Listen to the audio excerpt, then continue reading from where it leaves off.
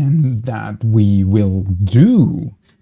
Hello and welcome in, everybody. Welcome in to another stream of Tears of the Kingdom. Finally we're back, and I cannot wait to play this game some more. I'm sorry for the technical issues there. For a second I had to restart the stream because for some reason Elgato decided to just not work. I think it might have not been the capture card though, but instead something with the USB connection, but hopefully that's only a one-time thing and now it'll be fine. But either way, let's get this on the road, shall we? Hello and welcome in. I wish you a beautiful morning, day, or evening, wherever you are. Let's get back into Tears of the Kingdom and see what else we can discover.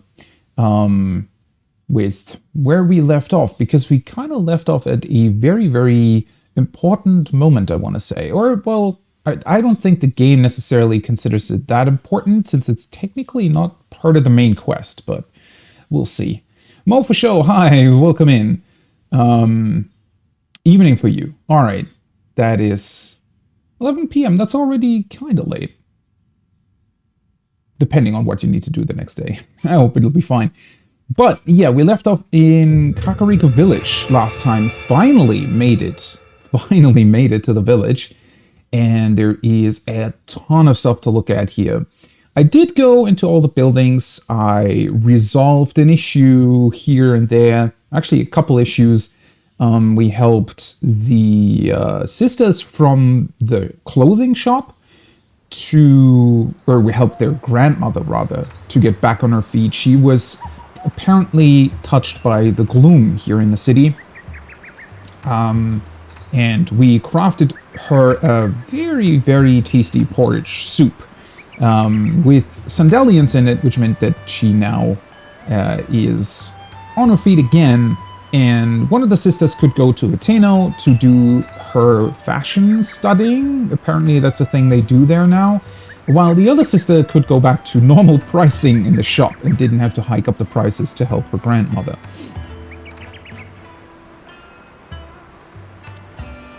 Just started the game.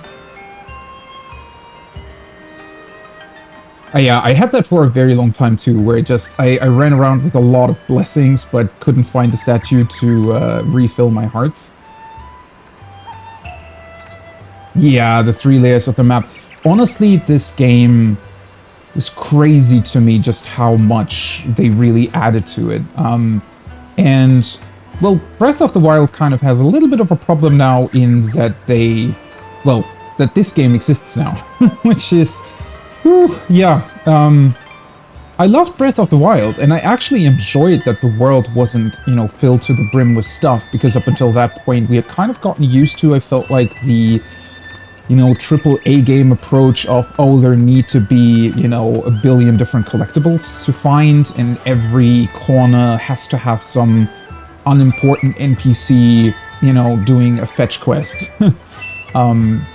But clearly, this game so far has proven that there can be a lot in a game world, but it's still feeling natural and making sense within the world, and it's, I feel like, well, as much as Breath of the Wild now feels a bit empty in comparison, it actually works out really well, because now both of these games work well together in tandem in a really, really cool way, where Breath of the Wild really is the setup both for the story, but also for the world itself, right? It introduces you to this gigantic map. And then this game just comes around and says, oh, you thought the map was big? Let's just add 2 more maps to it. There are almost, well, I guess the sky map doesn't really count as being as big as the main one, but there's still a ton of stuff to do there. And I haven't even done, well, I feel like I haven't even scratched the surface of it, honestly, at this point. And yeah, I mean, I have played this game now for, I don't know, 80, 90 hours, and have done what feels like about maybe 15%, 20%. Oh, attempted a Lionel. I think I actually, I might have had 5 parts when I did a bunch of stuff in Powerful Monsters when I was very low on hearts, which is honestly really, really fun. I enjoyed that a lot. I did one particularly difficult boss enemy with, well, I guess it was 6 hearts, but it didn't really matter because I was being one-shot either way.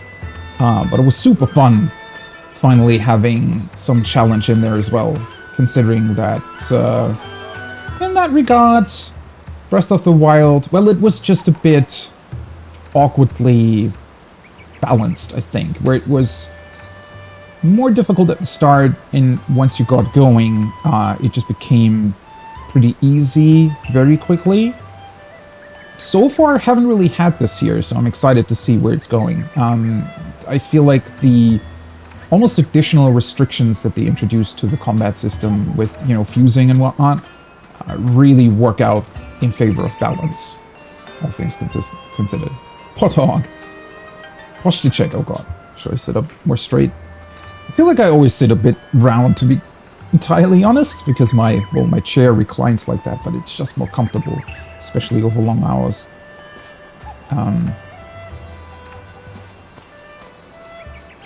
Needless to say, no real armor above base Hylian set. Yeah, well, I have found some better armor, but it's really not that much better, and I still haven't unlocked the ability to upgrade it again, so yeah. That can take you a while depending on where you're going. Got your butt handed to you multiple times. Yes, that happened to me too. I mean, the boss that I was talking about took me about an hour, I think, and 10 attempts? Something like that. Rough ballpark number. Caught yourself shrimping. Yeah, that's a very good way of describing a computer desk pose, I think. Yeah, the Lionels. I always love about the Lionels how they're looking at you, right?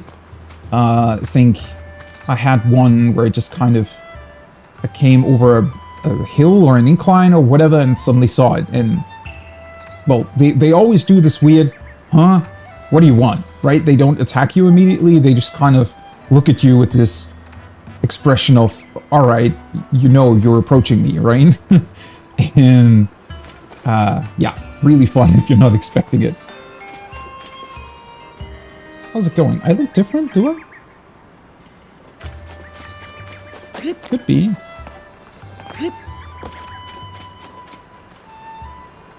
Red from the... Ah, well, it's getting pretty, pretty hot here. That might be true. Although, it's still fine. I mean, I'm trying to keep cool as much as possible with windows open and whatnot.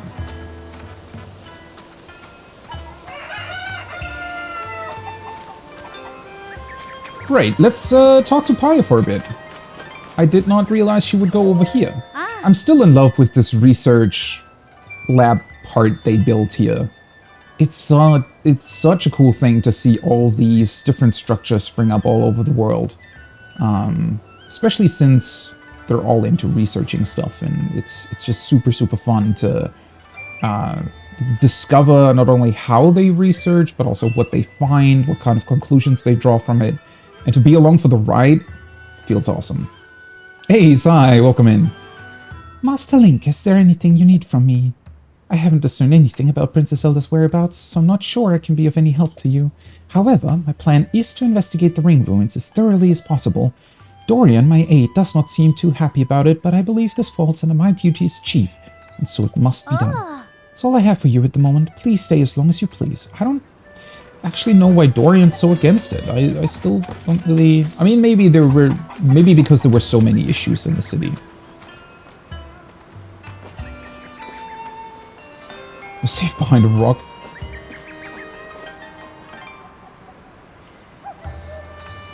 Distracted by shooting an arrow. Yeah. I had that happen to me as well, where I wanted to help the guy that stands around with the signs everywhere, and my horse was kind of spooked by me moving a giant piece of wood over to the sign and ran away multiple times. Well, thankfully you're able to call it back to you, right?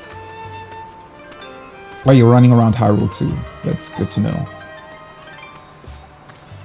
Fun living under the roof. Yeah, I really wish I had an AC, but it is what it is. I'm gonna get through it.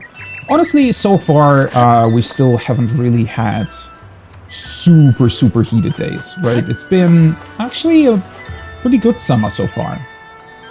Fairly warm, but not like overly hot with, 36 or 37 Celsius, which we have had in the past, especially with somewhat high humidity. Right, so already talked about the shop owner being helped. I also helped with one of the ring ruins that fell here, and the two people that couldn't decide whether attack or defense would be the best course of action against the bokoblins that had been hiding out there. Ultimately, we showed them that a healthy balance between that was the best way to go. I feel like... Okay, let me actually double check this. I feel like there were more quests here that I still hadn't done. I know that I definitely still need to investigate one part of the city that I haven't been to. Okay, this is other stuff. Soteno Village. I actually need to keep so much in mind here. Right, this one we still had to do. Out of the inn. Dai was asked to watch over an inn, and he's starting to worry that the owner's not coming back. He asked you to try to find him. It seems the owner had gone out to change the survey team's bed sheets. The tents are located in 4 different areas, though, so Dai's not sure where the owner could be. Yeah, that was a thing. So the owner of the inn is missing. The survey team's bed sheets. I have been to most of the ruins so far already, though, so... I'm not entirely sure where they're supposed to have put their tents. Oh, right. And then we also need to find out where the hell the cuckoos lay their eggs now in the morning.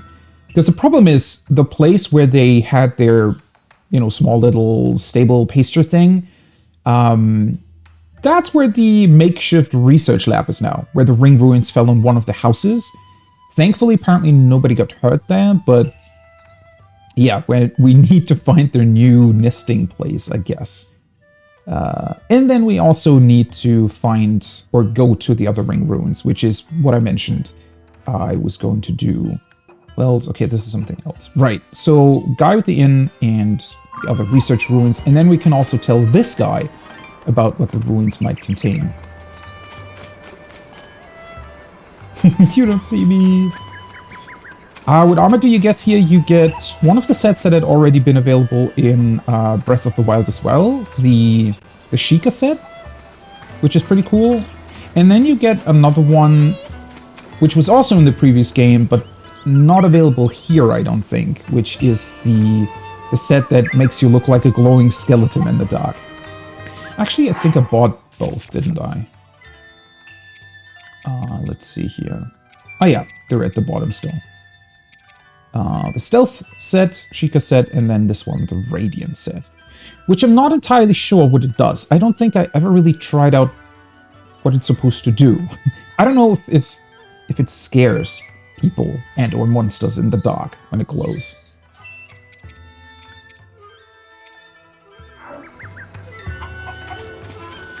You do have to help poor Nana here, though. Otherwise... you need to spend over 30,000 rupees, I think, for these sets.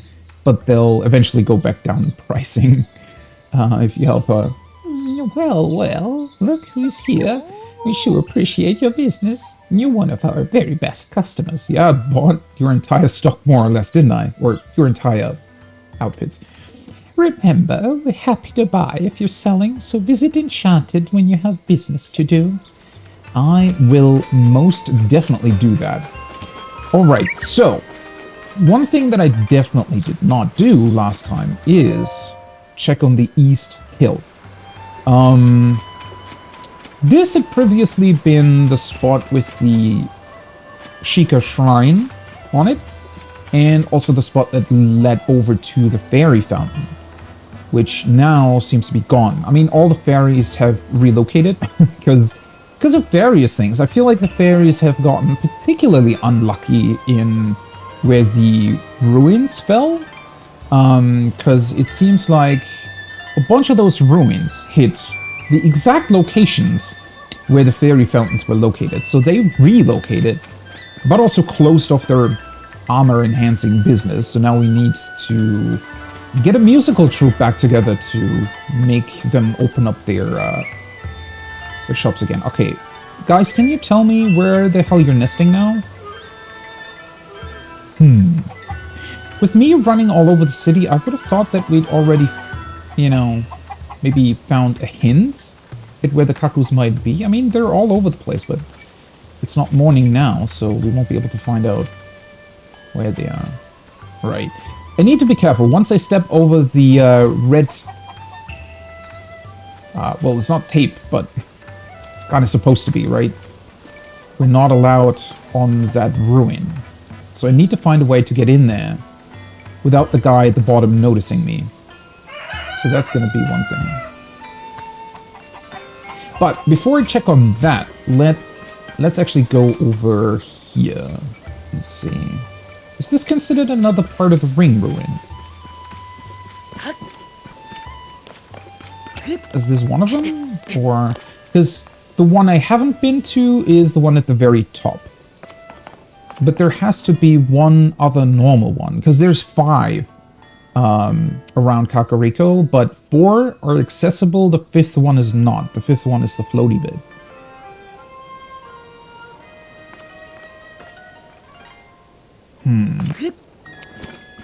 So is this considered to be one? Ah, hello. Mr. Dragon. They always look so majestic when they start to glow in the evening. I love that. Looks awesome.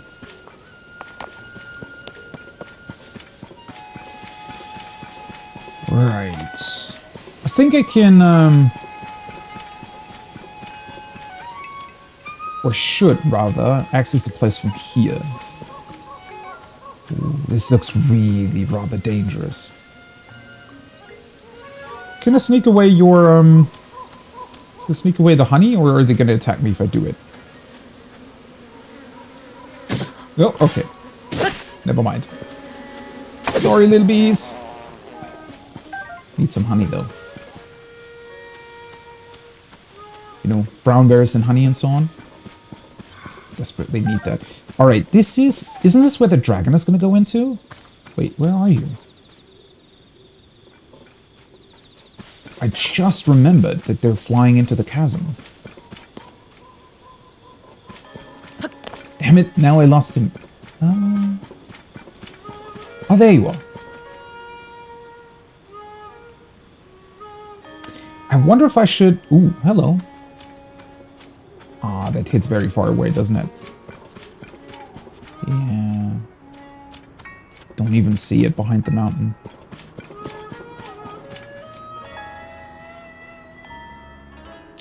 I mean, I don't want to hit him, but I don't know whether or not it would be worth it to already get a part of the dragon.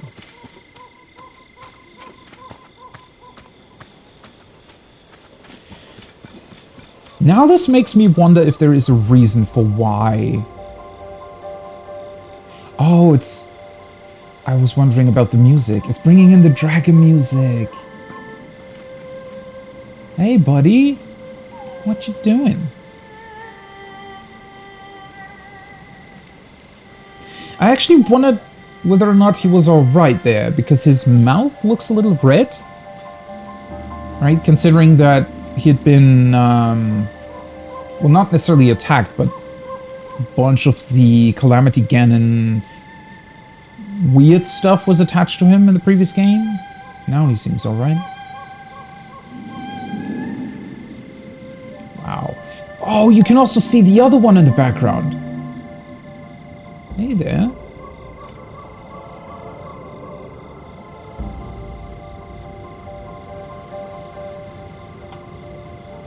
Doesn't really care that we're here, apparently.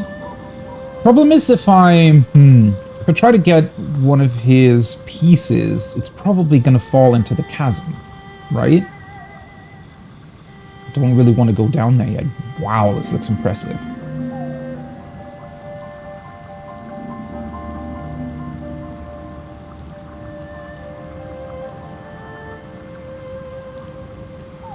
I mean, whenever you were close to one of the dragons in Breath of the Wild, it was always an insane feeling. But now seeing that they're actually diving into the chasm makes it even crazier. I wonder why. Why are they doing that? Are they looking for something down there? Did they know that the depth existed and just want to check on whether or not it's okay? Are they specifically investigating the chasm as well? Do they want to make sure that it's not spreading too much gloom? Can they even influence that? I don't know. I mean, all things considered, what we do know is that apparently the memories, that being the giant signs that are all over the place, seem to stem from one of the dragons. One of them that was not present previously, though.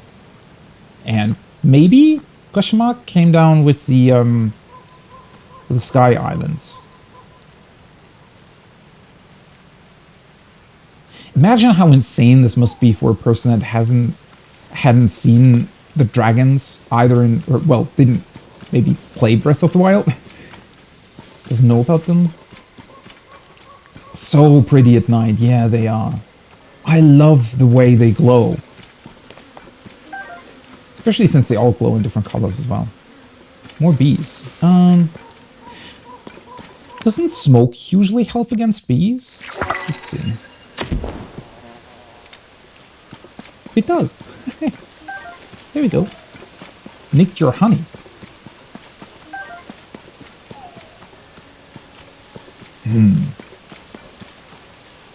Does it spend more time on the ground or above? That is a very good question. The one thing that I have not seen so far, I don't think, is where exactly the dragons come back up.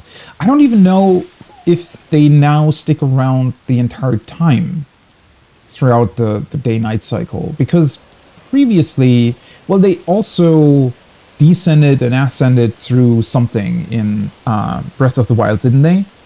Like typically as it was springs and whatnot. Through water surfaces. But that meant that they were only ever around for about, I think, I don't know, 60-70% of the day? But now I'm not so sure. Because I haven't seen one come out of a chasm. I don't know if they're...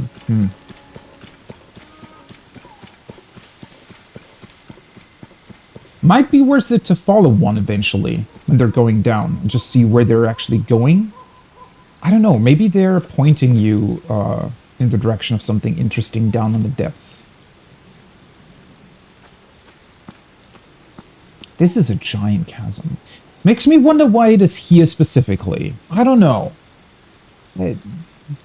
Considering the hands/phantom Ganons that we've found so far, I'm definitely sure that Ganondorf is just looking, or the Demon King, depending, is just looking for more places to break open between the surface and the depths.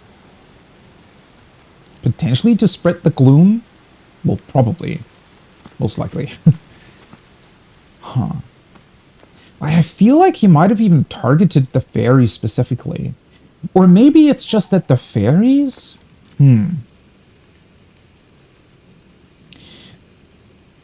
They were placed on something akin to springs, right? And technically also were down in like a fairly deep pool of water, so maybe it's a similar thing to the wells, where the Demon King just thought that it was a good connection to the depths already.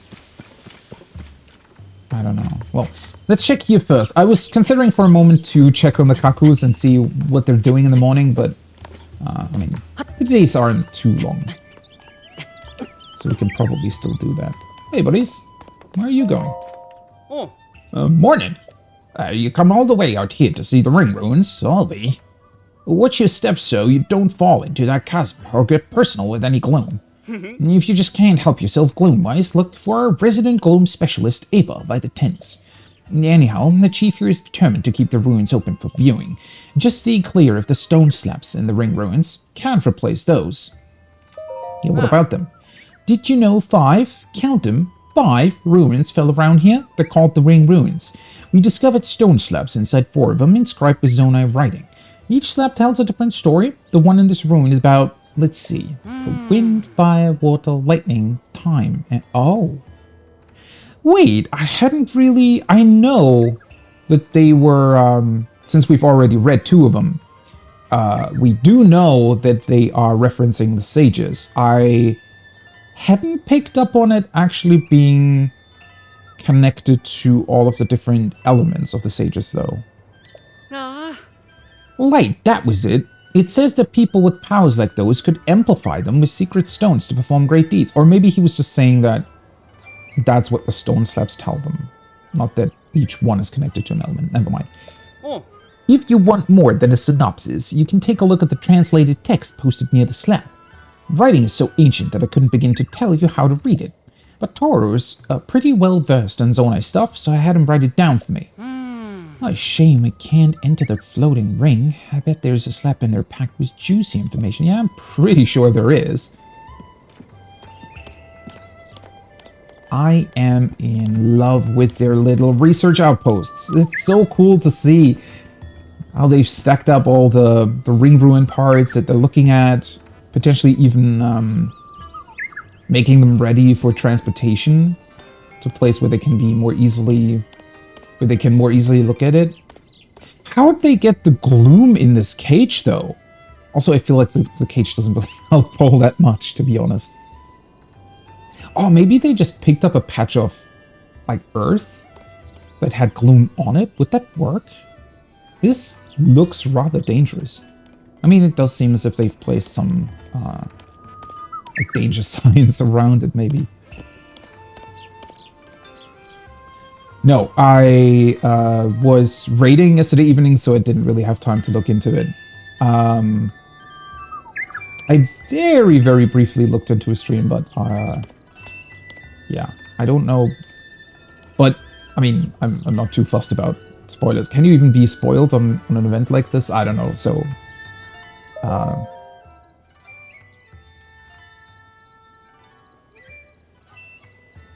Well, to be fair, I wasn't super... I'm still very much on the fence on Starfield. I wasn't a fan at all of the gameplay that they showed first. But then again, I mean, I'm happy to be wrong on my first impression, right? Depending on what they showed. Eastern Ring Ruin Research Journal, EBA. Given its location near the edge of the chasm, researching this ruin involves some level of inherent danger. So as our resident gloom expert, I volunteered to head up this operation. As with the other ring ruins, our investigation turned up a stone slab etched with Zonai writing. Some of the villagers who came to help clear the rubble came into contact with the gloom. One still hasn't recovered. Well, thankfully now she has. Unless they're talking about someone else, but I don't think so. Wait, so are you telling me the old grandma from the store helped to get rid of the ruins? Seriously? Okay. I mean, impressive. Maybe she just wanted to help. Well, it doesn't mean that she necessarily carried around, like, huge ruin parts, doesn't it? So, maybe she just, I don't know, helped with food, or something. Tell me lies, tell me sweet little lies. That's always what I remember. I love that meme of him. Actually, I was kind of a fan, well, not a fan of Todd Howard. But, you know, I liked the guy when I first got into Elder Scrolls. Because I liked the games. I still do. And I was kind of a fan of how Bethesda was creating games back in the day. I mean, before and shortly after the Skyrim launch. But, yeah. I don't even know why they... or why Todd Howard specifically just... why did they insist on doing it this... like, it's so weird to me how they handled especially Fallout 76, because it felt like it wasn't really necessary, right? I mean, they were still pretty... well, the reception to Fallout 4 wasn't necessarily the best, and yeah, I have lots of issues with that game. Which is also why I never finished it, actually. Never really properly played through it, even though I do own it. It's just that... I mean, Skyrim... it feels like everybody bought Skyrim at least 3 times over. right? So why this need for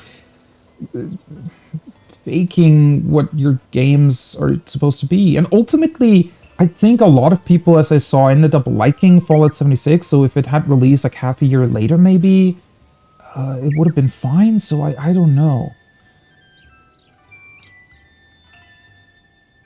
It just works, yeah. It just 16 times the detail. Working together with Xbox says, I really, really like Phil Spencer. I think it's really cool, down-to-earth guy. The problem is you never quite know, how much influence there is beyond just him, because obviously it's a huge company, right? And, well, technically the whole Xbox business side probably isn't even like super, super important for Microsoft overall. So you never know what kind of weird interactions there might be between, the real heads at Microsoft proper compared to like how much freedom do they give them, right? Big budgetary decisions like, the acquisition of big studios and whatnot. I don't know how maybe Phil Spencer is also just really good at convincing others to do what he wants to do. I mean, he seems like a very capable guy. Yeah, that being said, it's one thing to, because the problem is I do think that working together with Xbox or being taken over by Xbox, whatever you want to, or however you want to look at it, at the end of the day, they still haven't proven that it actually does anything because they haven't released a game since then, really. I mean, yeah, they've worked on Fallout 76, and I think the game has recovered quite a bit. As I said, a lot of people do seem to like it now. That being said, I personally am still not a fan of the monetization of that game at all. So, yeah, it is what it is. Then again, I mean, if you so choose to spend a lot of money on it, it's kind of your fault. Or rather, if you deem it worthy, then, that's your decision and it's fine. I don't mind it. It's just that, yeah, I think if I would play it, I would just always have this thing in the back of my head saying, all right, they kind of, it's difficult for me to get over the initial bad impressions of something like that. I mean, I'm still, even though I love what Hello Games has done to No Man's Sky, I still, every time I play it, even though I like the game, I still can't get over that I paid $60 for it thinking that it was going to be, well, a good game, and it simply wasn't for a very long time. Yeah. The overall quality definitely has improved. Yeah, with Xbox. The problem is Xbox is in a bit of a weird position in that, well, I kind of view it maybe... Like, the problem is that it's not only Xbox's thing, or how can I put this? So, I feel like when, for example, Netflix, right, first got really, really popular, it was still very cheap, and it was kind of the only real option you had for streaming service, right? So, it pretty much had everything. Right? And people liked it a lot, but then obviously over time, other people got involved. They kind of took their stuff off of that platform because they wanted to establish their own one, which is, understandable, but from a consumer perspective, it kind of broke everything, right? And now we have way too many streaming services, and every individual one just simply isn't worth subscribing to because they're too expensive for what little they offer. And that's kind of my fear, especially with the whole Game Pass scenario. I think I'm personally not the biggest fan of that idea, right? I just like owning my games. And I don't have an Xbox, so I naturally just, I just have no reason to get it, really. That being said, I like how they've handled it so far. I just fear that it's not only in Xbox's ballpark, right? If other people come around, and you already see that with Sony trying to acquire, Bungie, for example, was a big acquisition they did, that over time, maybe there's going to be other, big players in the industry that are kind of, no matter what Xbox will do with their side of business, it can still break very easily. Like, it's a very, very brittle system that can come crashing down at any moment, right? If anybody else decides to, oh, hey, we're not going to support Game Pass anymore because of our decisions, and it's completely independent of what Xbox is trying to do. That being said, it is, well, at this moment in time, and with Phil Spencer as their head, I think it is all right that they are acquiring all this stuff. Problem being, you never know how long he's there, right? And if somebody else takes over and he thinks, oh, hey, we kind of have a monopoly here on our hands, right? And we can just decide where business is going, and they have a completely different idea of monetizing stuff. It's this weird thing where you need to have the balance between businesses competing with each other, but also one business actually doing good things for consumers. And that can, it can just very easily break. I hope it doesn't happen, but you never know. It's not the same as what they promised. No Man's Sky did work very hard to earn that $60. Yes. Crimson, by the way, welcome back in. They work very, very hard, and I do acknowledge their work. No Man's Sky still isn't what I wanted it to be, but that's a personal issue of mine. It has nothing to do with the hard work they put in. And so I have absolutely nothing against Hello Games. I think they're a really, really cool company, and I like what they've done with No Man's Sky. And ultimately, it's just, that first bad impression is really, really hard to get rid of, for me anyways. So, yeah. The technology invented to replace cable TV has become cable TV. Yes. That's a very good way of putting it. It's the same dumb thing that Twitch is trying to do with ads, right? Like, who in their right mind would come up with the idea of, oh, hey, nobody ever liked normal advertising in TV. Like, ever. So let's just do the same thing again, instead of coming up with new, cool, innovative ideas that people are actually gonna like. It's mind-blowing to me how stupid you can be. But that's what you get when you have people, at the head of a company that owns another company and has probably no clue whatsoever what Twitch even is, right? Probably hasn't watched a single stream in their life, but want to influence how the platform works because it needs to make more money for, I don't know, so that the shareholders of Amazon can get more money out of it. I mean, nobody actually really profits off of that, right? I mean, monetary-wise, they might, but I don't know. I feel like if I'm not getting both money and something else out of something, then it's just not worth it to me. But sadly, that's kind of not how it works. Game Pass is for Windows too, and I like that Microsoft decided to have both of those. Sony, I don't know if Sony even wants to do that with how they're handling their ports to PC. It feels so half-assed, but maybe that's Sony for you, right? They always do this. Sony is a weird company. Like, they really are. Sometimes they do crazy stuff where you just kind of go, wait, why? Like, they have some products that are insanely cool, but also a bit like a first draft, and then have some quality problems. I don't know. Sony's decisions have baffled me always. But it is what it is. Sony is a weird company in general. I feel like they make more money off of other companies than by themselves. I mean, it's always this funny thing when you look into how many patents they own, for example, right? Because it's the same with, isn't it like Toshiba, Philips maybe as well? Some other Japanese companies too. They own so much like intellectual rights that it almost feels like they don't really care what their actual business is doing, because they kind of own like 50% of every piece of technology anyways, simply through their patents. I don't know.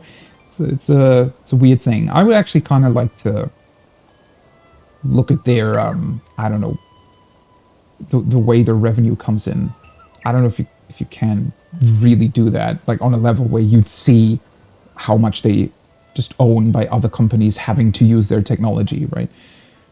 It's kind of a funny thing to me. You had Game Pass a few times? Including No Man's Sky. It's a really cool system. I mean, I kind of like the idea of it. It's just... well, I mean, I am subscribed to PlayStation Plus. Only the basic variant. But yeah, I don't know. Well, my views have also shifted over time. At the beginning, for example, I really didn't like the idea of free-to-play games at all. Or gacha games, for that matter. And then my perspective did shift on that slightly as well. I still think we should do way, way more to make sure that, you know, children don't really get to play with money or you know, play casino games with money or loot box games with real world money and stuff.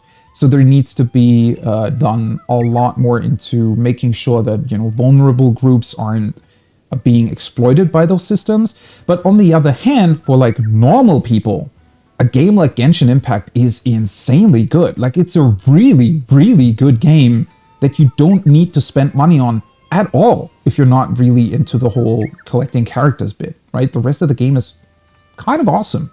Except for the story could be written a little bit better, but, you know, it is what it is. And shitification? And they screw over the user base, yeah. They're left with a product that effectively serves no one. That's yeah. And I feel like there's a few examples of that too, where there's companies that sometimes they're not even really purposefully doing it, and then just screwing themselves over, either by becoming too big. That can be a thing.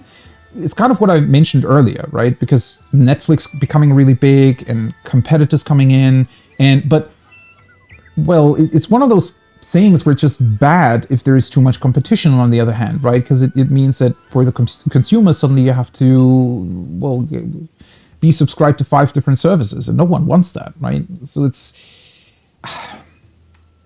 is this weird little, or this weird thing with how we've set up our systems as well, where it feels like at the end of the day, sometimes it would be better if these companies worked together instead of against one another, right? I mean, in the past, I always thought about the idea, what if, for example, like a DVD, you could just play a game, like you could buy a game and it would be completely independent of the platform, right? So Xbox Xbox and PlayStation would just be your quote-unquote DVD game player, right? So no exclusives. But then on the other hand, exclusives kind of need to be there, because then companies do have an incentive to create great games because they know that they're going to be a system seller for them. It's always this thing where there's a very, very fine balance to it, right? Where both companies and consumers can win, but it's so finicky and it's such a small window that by going wrong into either direction actually can screw it all over, right? Because, well, at the end of the day, there have been examples of companies that were insanely good for consumers, but ultimately simply couldn't sustain themselves, right? And you don't really want that either. So, it's a weird one. But then again, it also comes back to, well, I mean, that would be a much larger discussion on how we're making money. So, for example, if I wanted to invest in the stock market, right, some of the safest investments would be stuff that I don't want to invest in, right? It would be like these giant funds that have shares of Nestle, McDonald's, you know, all those companies that you definitely don't want to support in what they're doing. But also, if you want to have money when you're older, you know, enough money to live and survive, you kind of have to, it feels like, but then you don't want to, and oh boy, it's this whole thing where you really wish it would be different, but then also you as an individual can't do much about it, but you feel like you need to do something, but on the other hand, it doesn't work like that. So it's, it really is. But and then as an individual, you also just can't. Like if you're starting to think about that too much, you're also just taking time away from your own life, simply, right? Which is also not exactly great to do. So, Rip Movie Pass. It's all those. It's so sad to see sometimes, because even the big companies sometimes do cool stuff, right? Just simply new ideas or cool tech or whatever else that, I mean, I love YouTube, right? I'm not always a fan of what they're doing with it, especially also with the ads and whatnot, but it's still, like, when you really look at it on paper, it's an amazing platform. And at least in comparison to other platforms, Twitter, they, you know, do seem to somewhat care about what they're doing, and I appreciate that. I feel like Google, I mean, for the longest time, they didn't even make that much money off of YouTube, but they still kept it going. So, yeah, it's pretty cool to have. And I guess sometimes you also need to appreciate that, right? Even though it is a big company, even though they probably, or sometimes feels like they don't care at all about their customers. Well, at least there's individuals who care at that company, and that's good to know. But let's see how much the gloom cares about us.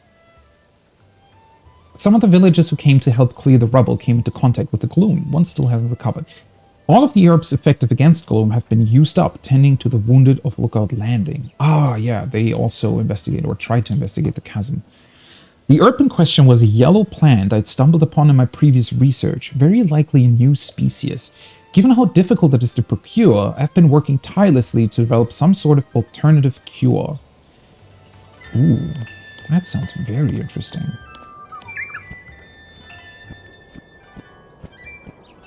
Gently, gently. Okay, I mean, I know it's insanely dangerous to just directly stand next to the chasm, but why do these people insist on not building railings on their structures? Like, is it so difficult to just put a railing here? You seriously need to work on your, you know, worker safety measures. If you tried to put up this kind of structure in real life, I think you would be heavily fined. Hey, buddy, what you doing? To think that a chasm would open so close to a village. It warrants constant observation. Chalice is leading the Ring Ruins investigation, so that leaves me free to focus on gloom. Watch it! Why do we always need to scare people? He's like the 5th or 6th person that we've just scared. By... Oh, well, they also are... They're always so much into their stuff that they just never observe Link approaching. Well, then again, we are wearing boots that enhance our silent approaches, so I guess it's our fault as well. Gosh, on Hyrule. Their regulatory agencies were the first victims of the Blood Moon. Could very well be true. Every chasm has been... Oh yeah, that's... Of course. That's a Demon King's plan, right? Get rid of all the bureaucratic agencies, and through that, just screw them over because they cannot build basic safety measures anymore. Or they don't want to, because they don't need to anymore. You won't startle me. Yeah, that was close. I could have fallen. I'm a specialist in gloom, not defying gravity. One false step, and that's the end of my research. Now, what brings you here? Have you come for a professional consultation on gloom, perhaps? Yeah, kinda. What have you found out? What is it? Well, if I'm honest, even an expert like me doesn't know exactly what gloom really is. The depths, you know the depths, don't you? Yeah, quite extensively at this point. The vast, dark expanse that these chasms lead to? Anyway, one can find gloom all over the depths. It emerges from these chasms to taint the surface. Just touching it will steal your vitality, so watch out. Dreadful stuff. Yeah, unfortunately, that's about as far as my research has taken me. Okay, that's not that much, honestly. So what if you get sick? Yeah, what's this? Dare you asking because you're planning a trip down the chasm? What bravery! If you touch gloom and become unwell, come to the surface right away. That's the most important thing. Certain foods may help. I did feel better when I tried nibbling a yellow plant I found near some fallen ruins. I tried researching the plant to confirm my results, but I can't find any records of it. Come to think of it, I heard Corey discovered a new species of plant. Perhaps I'll ask her. Why can we ask this guy about the inn owner? Very interesting. Have we talked to Corey already?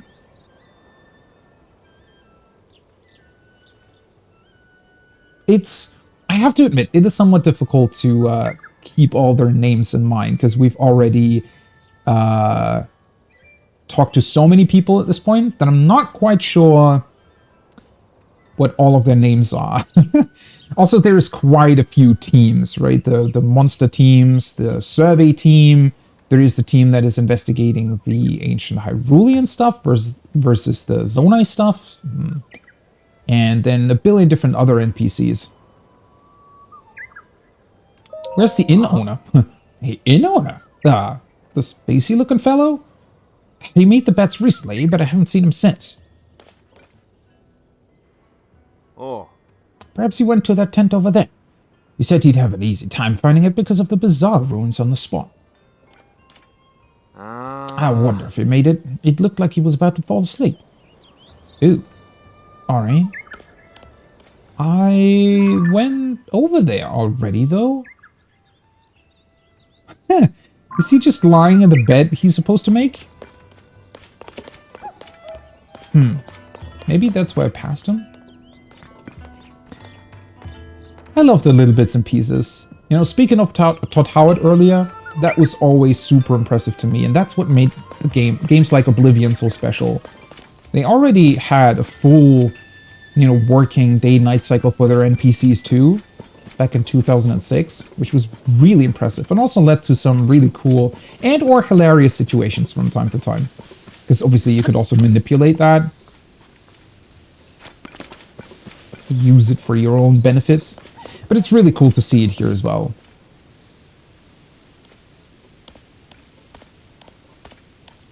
It's just... Well, obviously it's way more immersive to have that happen, have the NPCs actually walk around. But it also opens up so many avenues gameplay-wise, right? It's not purely there for immersion. It's also that it's just more interesting to have to consider kind of their life, if you will, right? Whenever you're doing or looking into a certain quest. Because at the end of the day, if your game only includes a day-night cycle to look pretty, then you kind of miss the point of it all. Because it's a game. It's not supposed to just look pretty, right? There has to be a reason for the day-night cycle existing, so... Alright, what does this say? The stone slab at the Eastern Ring ruin. Some translation notes by Toro. Oh, right, that's why he was mentioning all the different elements, because this stone slab is talking about it. Wind, flame, water, lightning, and time. Light. Who holds the power? Secret stone. And... Oh, right, so...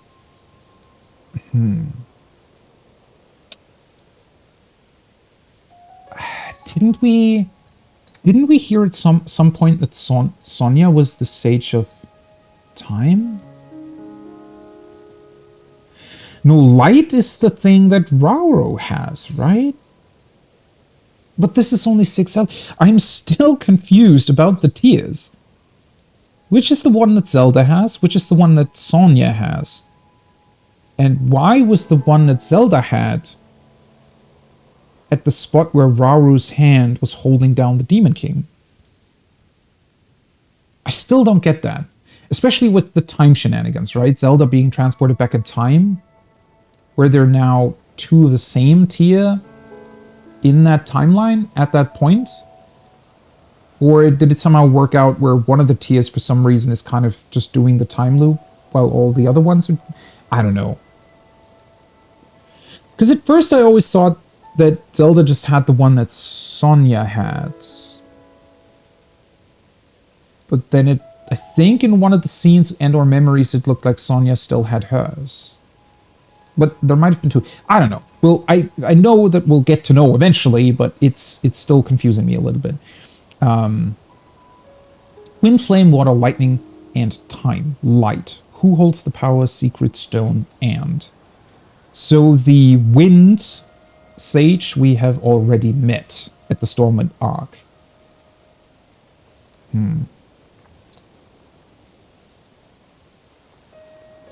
Didn't the three use their tears at the same time? Yeah, they did. Which is why I was so confused. Would it really be that they just have two of the same tears? Because, and I mean, that's the weird thing, we don't really, or haven't really... Because wouldn't that mean that there is 8 then? But I think in that one scene that we got at the Stormwind Arc, right after dealing with the boss, the scene that was showing the sages standing in front of Ganondorf / Demon King, I think before Rauru sacrificed himself, right, and put his hand on him. I think it looked like there were 7 of them, including Zelda. So I'm really not sure. But it would be weird either way, because how would that interact if let's suppose that, you know, Sonya and Zelda both had the same one, and they're both the one that's handling time. How does that work? But if they did not have the same one, then how does one of them even exist if it's just kind of doing a loop through time with Zelda? I don't know. And then why did Ganondorf even have it? Or why did it fall down if it wasn't Rauru's either? Well, I don't know. Maybe it was Rauru's that... that name. Why is it so difficult to pronounce? But yeah. I mean, I know that we'll know eventually, but it's just very curious, especially that the game also doesn't really seem to acknowledge it all that much. Maybe the 5th ruin is going to tell us more about that. The one that for some reason Zelda doesn't want the villagers to know about or to look at. That person, dwell within power, amplify, great might display. The thrust of the message on this slab is about something called secret stones. Those who held powers such as wind, flame, water, lightning, and light and time, amplified them with secret stones. So that you have to innately be able to use that power already. Which also means that Ganondorf had to have had some power, right? Through something. I mean, clearly he was very powerful, but he still needed, I feel like, some control over a certain element of something. And I'm still wondering why he seemingly knew that he was going to be able to enhance the tier as well. Like, how did he come up with that idea?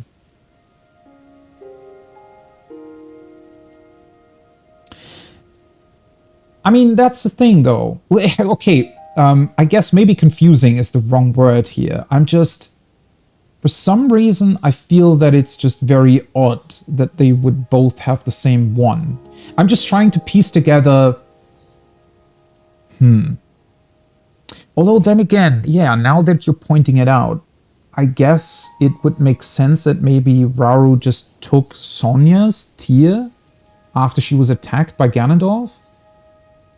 And that's why it was on the hand at the point in time where Link and Zelda approached it, right? I'm just not quite sure why it would be there and fall down at that point, right? And then also, because, well, then that brings up the question, which one did Ganondorf actually take? What's the tear that is in his head, right, at the start? Where did he get that from, if it isn't Sonya's? And why did he attack Sonya's then, if that's not her tear? I don't know. It's hard knowing the answers, yeah. No, I appreciate that. It's really fun. To me, it's just super fun. It's super fun to speculate about that. And it just trying to piece it together, knowing that I don't have all the puzzle pieces yet.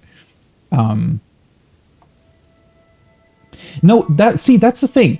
I originally thought that Ganondorf's tear dropped, or that he didn't have the tear, but then I rewatched that opening scene, and the Demon King still has his tear in his forehead when Link and Zelda are approaching him.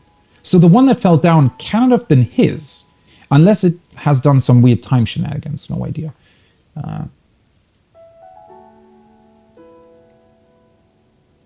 Yeah, that's why I rewatched it, because it cannot be that one. The one that fell down had to have been, well, technically a third one, because I'd imagine that the hand, like Raru's hand, had to contain Raru's tear, probably, right? When he sacrificed himself. But then if it's his one, well, then that would bring up the question where his one went, right? Unless the one that fell down was Raru's. Or maybe he used Sonia's to do the whole imprisoning bit on the Demon King, and his own one remained with his body in his timeline? I don't know. There is definitely a ton of possibilities there of how it could have worked. The power doesn't come from the tear, but from the person using it. It kind of feels like that, yeah. You would have to use light magic. Well, it depends. I mean, maybe he is, right? If we consider how Calamity Ganon worked, it feels like he was very much using the Sheikah power. Like he drew on that same source, right? It felt like in Breath of the Wild, the energy that all of the technology was using, it's kind of a neutral thing, right? And the Sheikah decided to use it for their defense mechanisms and whatnot. And Calamity Ganon then influenced it in a negative way to take it over. But I feel like the initial energy isn't really good or bad, right? And kind of the same thing could apply here. Maybe light isn't necessarily just good, right? Maybe it can be used for different things, and maybe that whatever strange, powerful influence Ganondorf put into the tear that prompted his hair to extend like that and the moon to go red, whatever that was or is, could just be a twisted version of another element. I don't know. But then, yeah, once again, brings up all the questions of how is he even able to do that? How does he know that? And what exactly did he even do?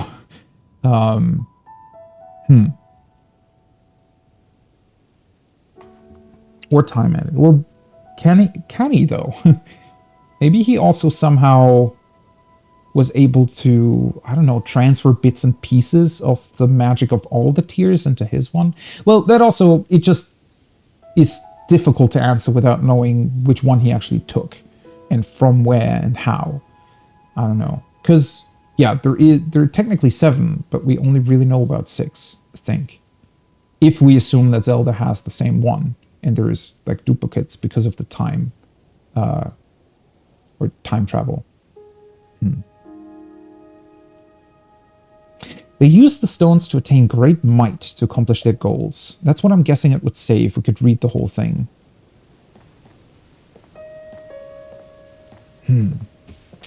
But thankfully we still have more ruins to look at, so maybe, hopefully, they're gonna elaborate on that a little bit more. Although I feel like this is not going to be enough to really uncover what we want to know here.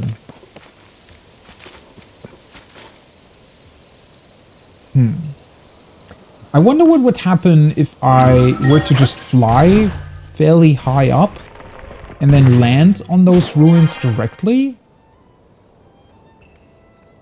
But at the end of the day, I think that the dude down there would just kind of complain about us either way, right? I'm sure that once you just approach the fenced-off bit of the ruin, he'll just shout at you, and you'll automatically get transported back down to him.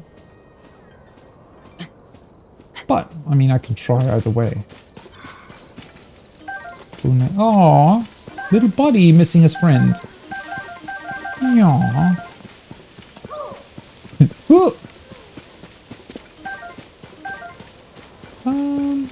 like he's looking over in a completely different direction, though.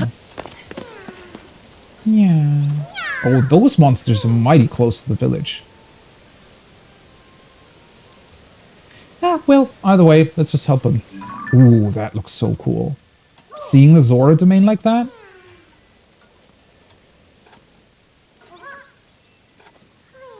I really want to know what happened there. With all the waterfalls just not being there anymore. Okay, buddy. Where's your friend? Yeah. Ah, there we go. Okay, that's not too far away.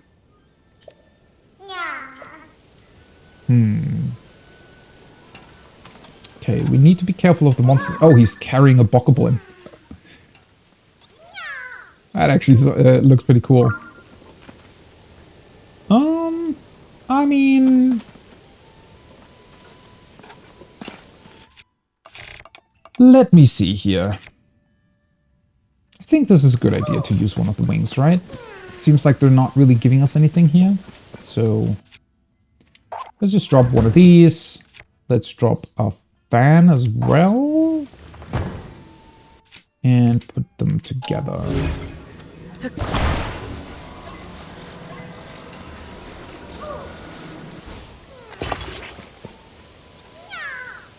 The problem is I need to start somehow.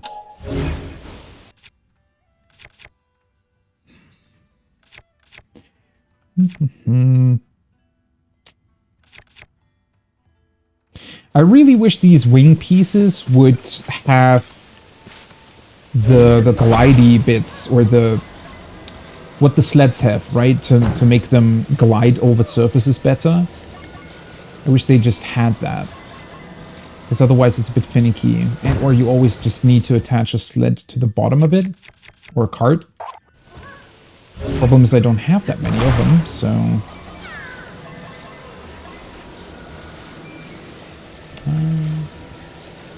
let's see. What is that? Oh god! That's not the middle! It kind of looked like it, though. Is that not the middle of it? Well, that certainly isn't.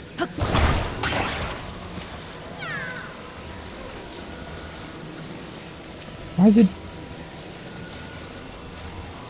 well, I guess that should... what? Yeah, that looks right. Okay, now I just need to be careful. Yeah. Kind of was expecting that. Okay, buddy, you need to go on first. There we go. First class seat. Cute court rises. Randomly filmed. Really? Oh, that's, well... I mean, you know, Link's a simple man. Can't get over that fact. He will scratch his butt. And, you know, I mean, well, I guess this is kind of a time where you need to find ways to determine whether or not you might need to take a shower, or rather, swim in a lake. I don't know if there are showers in this world. All right, let's see. Be very careful.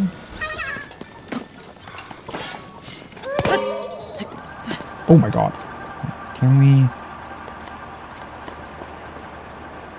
probably want to go over here a little bit. That's too far.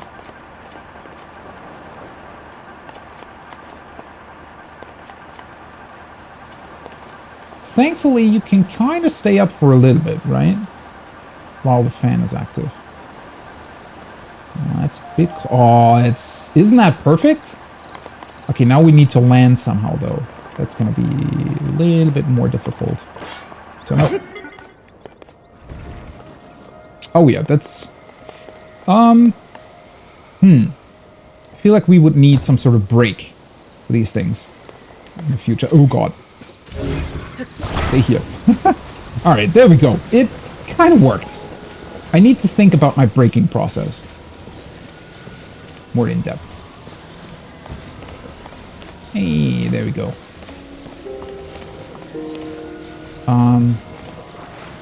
Is there a way to put you down without you rolling anywhere?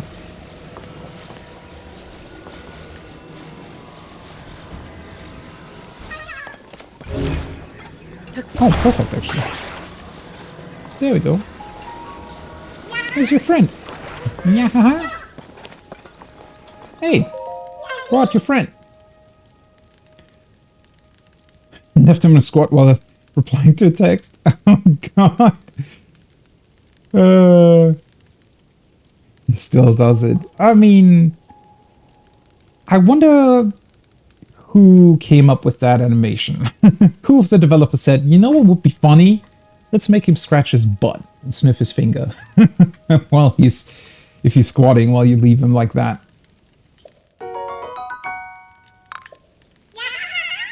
Yeah. Okay, you guys stay over here. Be careful that the monsters don't approach you. Where's my cool wing thingy? Can I use you to fly back? Should be able to, right? Oh god, well, that's the wrong direction now. Okay. The fan isn't quite strong enough to do that.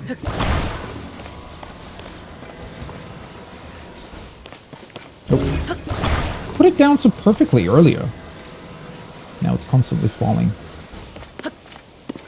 There we go. That should hopefully work better.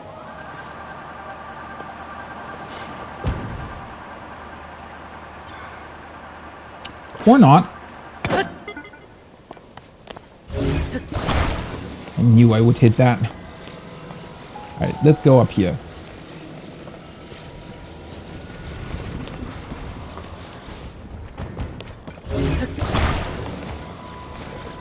Does this work better?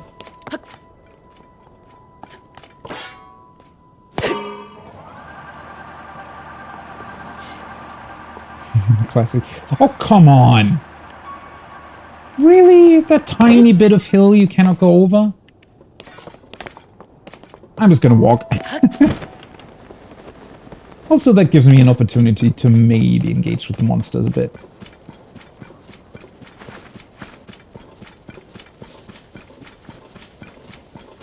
Because I don't really like how close to town they are. Oh wait, I actually traveled quite a bit of distance here. Hadn't realized.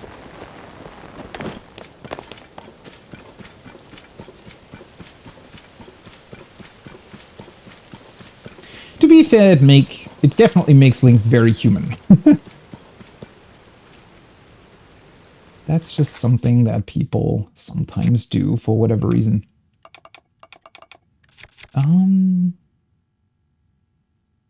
You know what? Actually, maybe a homing arrow would be better, or can I hit it? Ah, well, he's kind of far away. There we go. Bokoblin isn't dead, but it worked.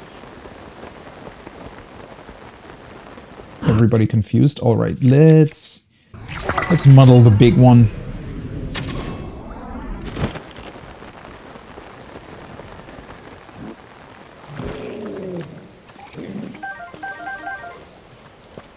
Can I hide behind this? Oh. Wait, why are they not fighting? Attack the other ones! What are you doing?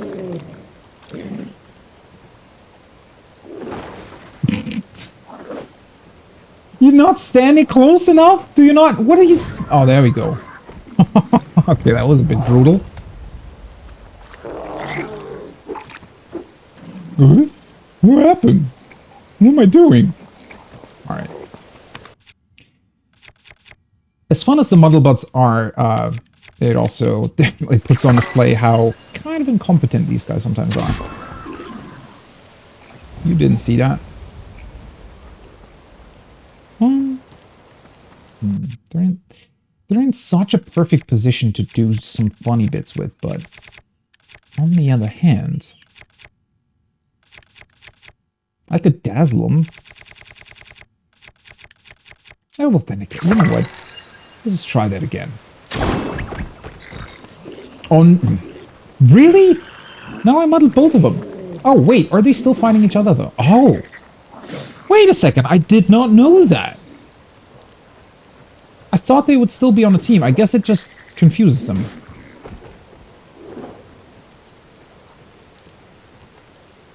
Well, you know what? Maybe you can also, you know, attribute their incompetence with that due to them simply being confused.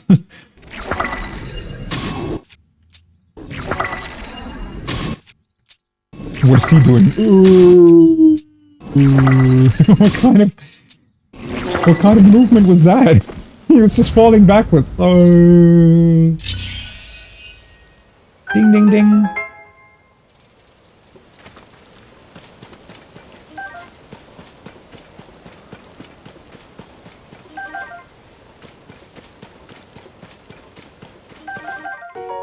Black Moblin Horn. Wait, I didn't have that yet?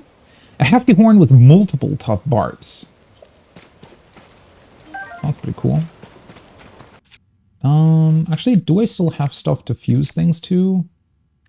Kinda, but not really. Oh, wait, no. Oh, did I have this? I had the 43 one. No, wait, there's my 29. I was gonna say.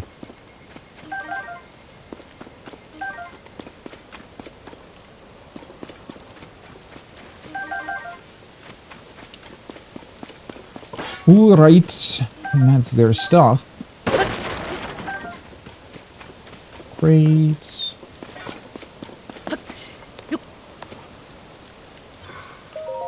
I have to admit, the one issue that they didn't really solve...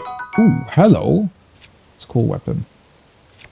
The one issue that they didn't entirely solve for this game is that after a while, you still don't really have a reason to attack all these cams, right? Because, yeah, you might be gaining new weapons from it, but you already have a bunch, and you need to wear on their durability to get new ones. It's, still a bit, I don't know. I feel like it makes more sense this time around that all of the monster camps are actually everywhere, because it feels more like the monsters this time around, they're actually there for a reason, right? They kind of were in Breath of the Wild too, but it does seem a little bit more convincing now. That being said, I feel like they still needed, like the Blurpies, right? We now have a reason to go into caves, because you can get the Blurpies, and that's like a unique thing that you can get once in every cave. So I feel like maybe including some... It's the same with the Poes, for example, where it's cool to collect them because you can exchange them for unique outfits and also for very, very good resources, like bombs, for example. Kind of missing that on the monster side. Maybe that's still gonna happen. I mean, I'd imagine, considering that the Skull Lake still exists in Akala, maybe the monster trader dude is still around with his shop. So through that, maybe the monster parts become valuable, but I'm just missing this one piece that really makes you want to engage with the monster camps more. And since they're always just respawning, it also doesn't really feel like I'm helping, for example, Kakariko here by getting rid of the monsters that are close to them. So maybe that would have been a cool thing if monster camps had some sort of thing that you could deactivate or destroy to make them not respawn. I don't know. God damn it, I already have way too much stuff again. Do I just want to get rid of the spear? As fun as it is, I'm just gonna throw it once and then that's gonna be a... Oh god. I almost expected it to blow up there. Yeah, it's more of a... I want to mess with them, you know. Like in this particular case, I just thought, alright, it's been a while since I fought something. Let's just, you know, let's deal with them real quick. Whenever you feel like... Which can... I mean, it's also kind of cool considering how many possibilities you get to mess with them, right? It's... I guess in that regard, it's somewhat similar to all of your other abilities, right? Where you can choose to go the very, very complicated route and just create something insane to solve a simple problem, because it's fun. Or you can just create a very, very simple card or whatever to deal with it. Same sort of thing, but it's just I feel like the sheer amount of monster camps is still somewhat... It's just a tiny bit too much. I kind of wish they had reduced just simply the amount of monster camps by maybe, you know, 20% or something, depending. Because this way it's also way, way harder to come up with unique looking ones, right? Sometimes you have those monster camps that you just want to look at because they look very unique and interesting. Oh, god damn it. Really? How the heck did I miss that?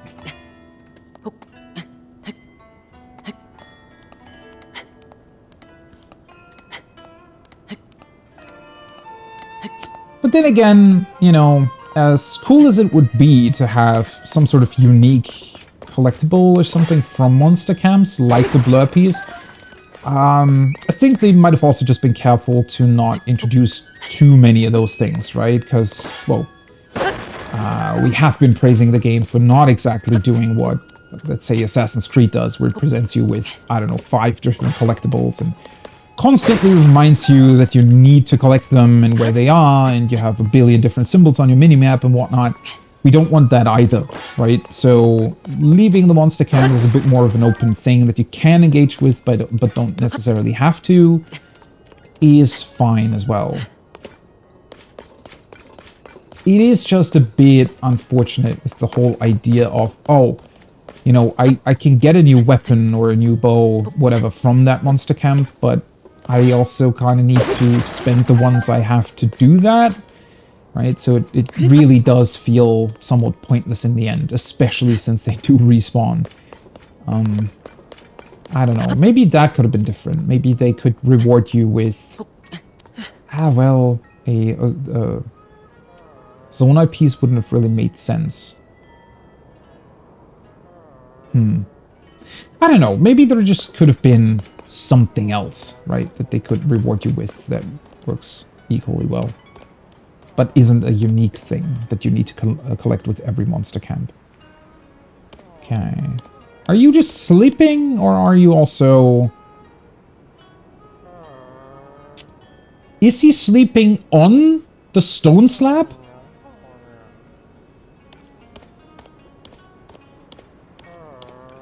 That doesn't really look comfortable, dude. That's a giant piece of stone. How could you sleep on that? I wanted to point out, I love this little detail of them putting a funny little figurine on the point of the map where they are.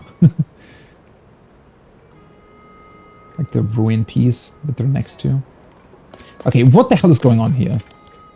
Oh, I love you, Hardy Truffle. What is he dreaming of? Wake up!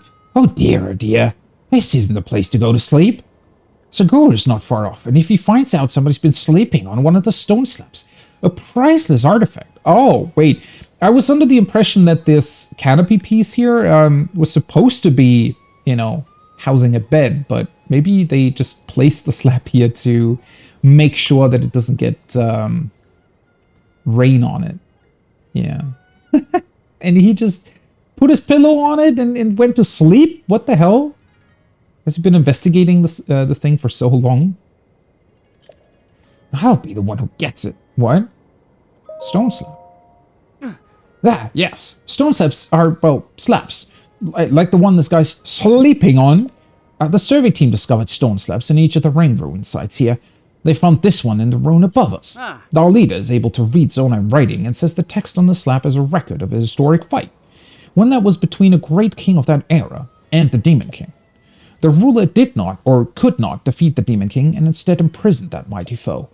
The text also says that the sages who fought beside this ruler left something behind in case the Demon King returned. Aww. It worries me to know this discovery talks about Demon King's return, and here the upheaval has just happened. If only we knew that those sages did what those sages did to prepare in case he came back. I mean, at this point, we kind of knew, right? They left behind those powers that makes us able to use their powers. and has us follow their descendants around. Sorry. I didn't mean to think and fret at the same time here. You can read the deciphered writing for yourself. It's all right next to the slab. Do you know where the inn owner is? Yeah, the inn owner is him. That guy there. Oh. Wait, so he was making the beds and was so tired that he just fell asleep on the slab and didn't even realize that it was one? He came to change our beds, but then I realized he'd fallen sound asleep. Nothing wakes him up. I tried shouting and then shaking him. Nothing. What's more, he decided to doze off on top of this priceless stone slab. He's been saying truffle now and then. Maybe he's having a dream of eating a hearty truffle. I wonder if he'd wake up if he smelled one right under his nose. Well, okay, what's very good then that we have a few hearty truffles with us. It's hard to get a hearty truffle. They're pretty rare. I did find one, however. Don't they grow in the well? Oh, it was bobbing along another waterfall. I don't know if somebody dropped the truffle there or if it floated in from somewhere else. I've got to do something about the sky soon enough. Soon though. Saguru's in the ruins above, and he'll come back here eventually. Well, I think I can help you out here, buddy. But before I do that, why are there two research thingies here? Research notes. Fire a splash fruit. To be fair, that should work, right? The problem is I'd need to do that with an arrow, and I'm not so sure he would survive that. Oh, I could drop one. Do they splash if I drop them? Large Ring Ruin Research Journal, Saguro. There are 5 ruins around the village, but what I call the Large Ring Ruin is clearly the most impressive in scale. Wait, I thought they were all pretty exactly size, like all the exact same size. Though parts of it have collapsed, it is the only ruin to retain its circular shape. As with the other ruins, or maybe he's just talking about the fact that it's still a ring, and so it's just naturally larger than the other ones. As with the other ruins, a stone slab inscribed with Zonai script was found in the rubble. We have stored the slab in a tent at the nearby camp.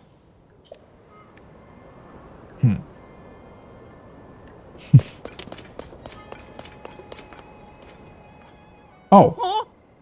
Hey now, get your feet off the stone slab. And he's... Okay, I might not get close enough to his head to drop the splash fruit on him. This is one of the priceless artifacts from the ring ruin, so please be careful. Okay, I'm a big fan that they included that detail. That they don't really just allow you to walk on it.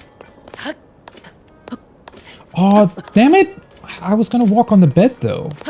But you're not allowed to do that either. Okay, that's very unfortunate. I feel like... I mean, it could still work. Oh, he's very angry now. I don't think that guy is going to be a big fan of me, you know, using a splash fruit on the stone slab. You know what? It survived like 10,000 years already. Surely it's going to survive a bit of water. Hardy truffle. You're the only one fungus for me. Oh, God. Okay, let's try to get it as close as possible. Where are my splash fruits? I don't think I've used one yet.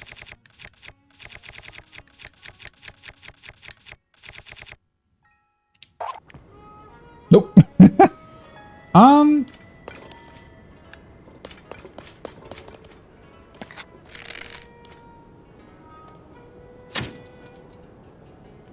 Oh, wait, is there just...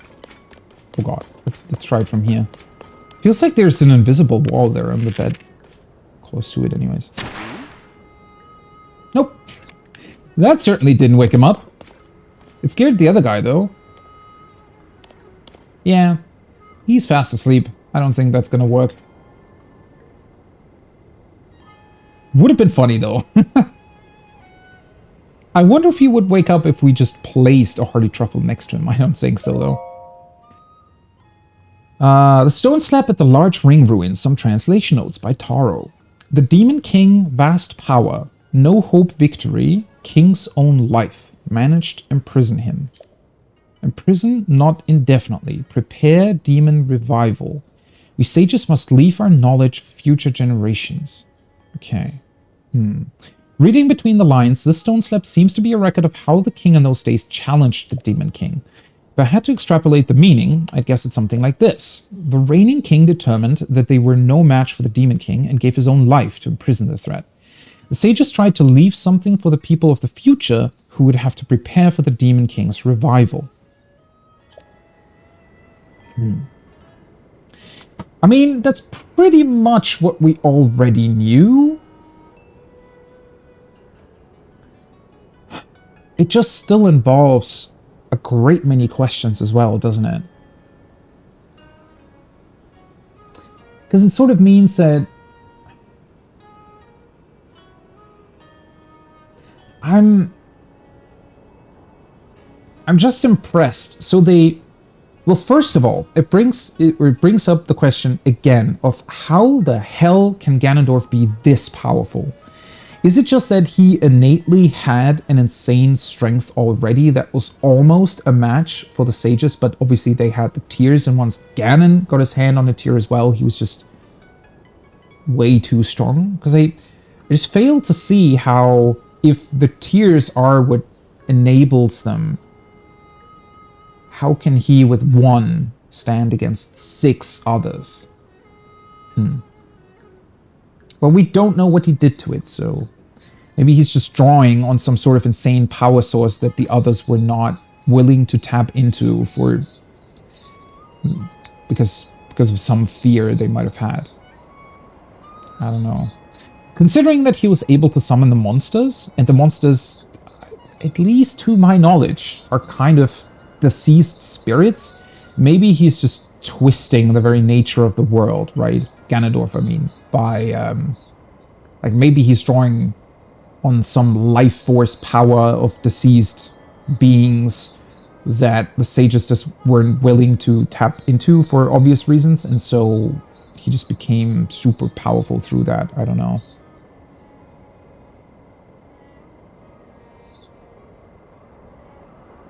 Okay, so my lovely hearty truffle, fungus of my dreams, your aroma is unmistakable. You may hide, but my nose knows. Maybe, is this... I mean, let's try. Where are my hearty truffles? But yeah, how can the Demon King... How could he have been so strong? Yet at the same time, they were able to imprison him for a long time, right? And I still don't get how that all then connects back to Calamity Ganon. What was he? Was he some weird part of his power that somehow got released already? Like a first version, or maybe an attempt of the Demon King to take over the world by, you know, not being there himself, but utilizing his gloom power somehow? And he manifested some sort of spirit of him, which then became Calamity Ganon? I don't really know. It actually does work. A gentle aroma with a strong, hearty undertone. My dear hearty truffle, I have you now.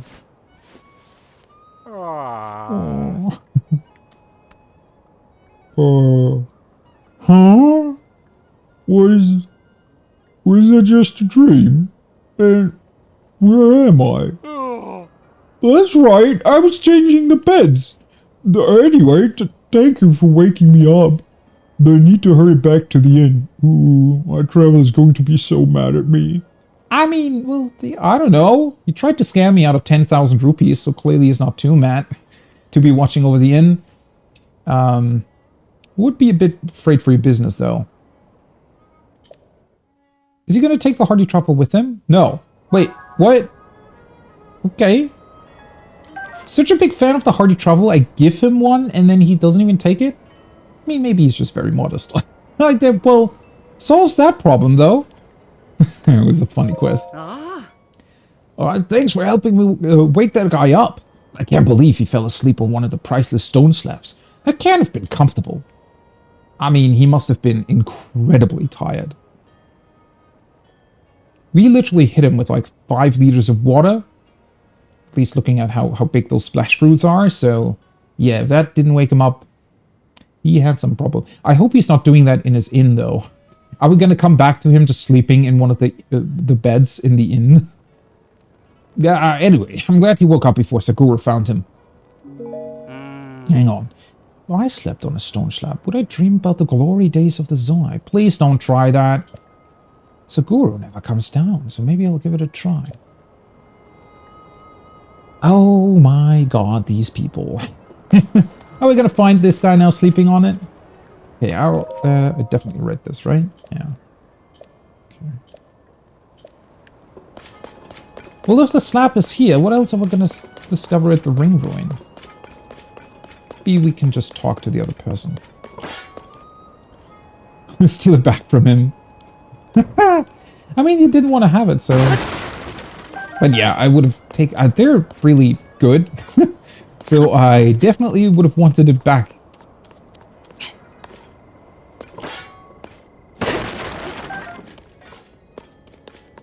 I'm impressed that he didn't even really mention it at all, right? He just said, oh, I dreamed of hearty truffles. There's one next to me. I don't really know why, but thanks for waking me up. Anyways, I'm gonna go. And he was off. Oh, hello. God, that looks impressive every single time.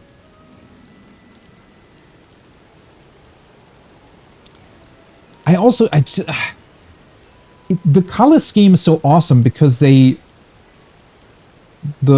background color of especially with the clouds and the last, or rather first, rays of light shining through them, that looks equally impressive. It just makes the dragon stand out even more. It's the rainy backdrop.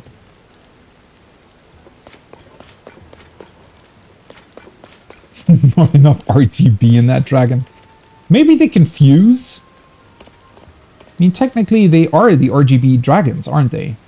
Because one's red, one's green, and one's blue. So, If we put them next to each other, we'd have a 1-pixel screen. I don't know if the dragons would be a big fan of that, though. What the hell did... Okay. We really need to have a talk about your safety regulations. I mean...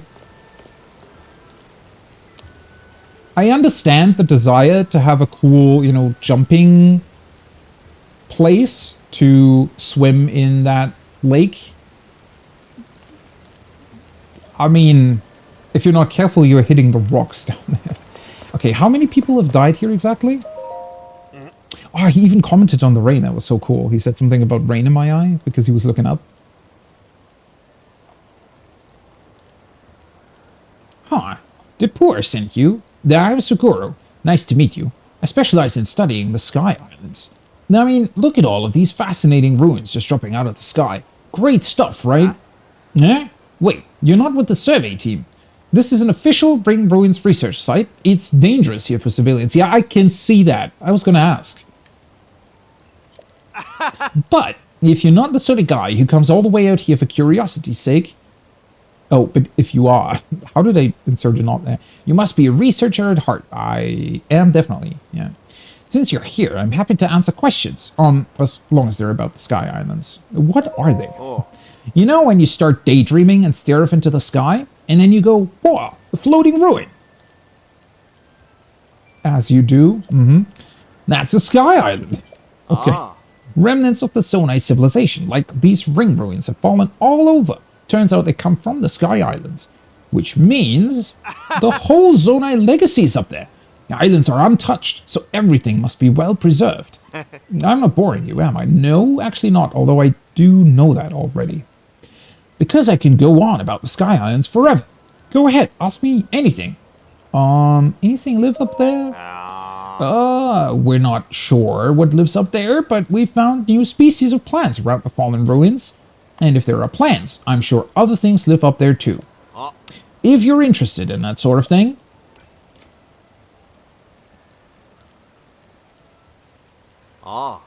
Try talking to Corey. She's our resident plant expert. Right now, she's trying to cultivate plants that were attached to the ruins. Did we really not talk to Corey, or did I just forget about that? Or was the information just... I mean, we definitely already know about the Sandelians and whatnot, so maybe it was just that I had that information already and just wasn't... I don't know. If that interests you, you should definitely ask her about it. I'm not boring you, am I? Yeah, you can go on. What makes you curious? I want to know more about armor made from Zonai tech. Clothing and culture are tied together, and there's so much we don't know about either of them. So many mysteries. Anyway, the bigger the Sky Island, the bigger the settlements. We think some sort of cultural relic must be up there. But since we can't go up there, it's all conjecture. I have to content myself studying the ring ruins. Ooh. Can we show him the archaic... well, it's not really armor, but the stuff you find at the very beginning of the game? Is that what he's talking about? Or are there... I mean, there might be other Zonai armor that I haven't found yet that he's referencing here. We don't have a way to get to the Sky Islands. At least not yet. I'd love to go someday. I bet the folks in Terrytown could improve the balloon. I wish I had a reason to head northeast. Oh, wait, Terrytown? That's the funny container town, right? The wooden container town that Hudson Construction built? That could improve the balloon. That sounds interesting. All right, let's try that. Let's see if we can show him the arcade gear.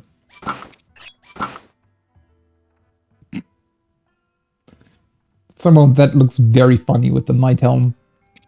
I don't have any headpiece though. I don't know if there is, honestly.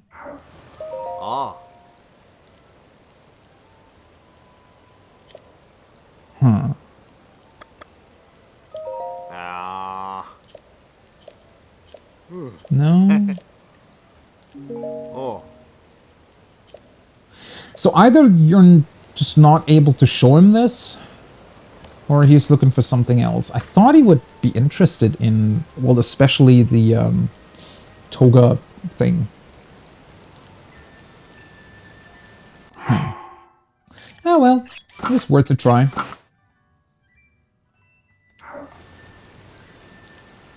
You can make anything sound interesting? Ah, well.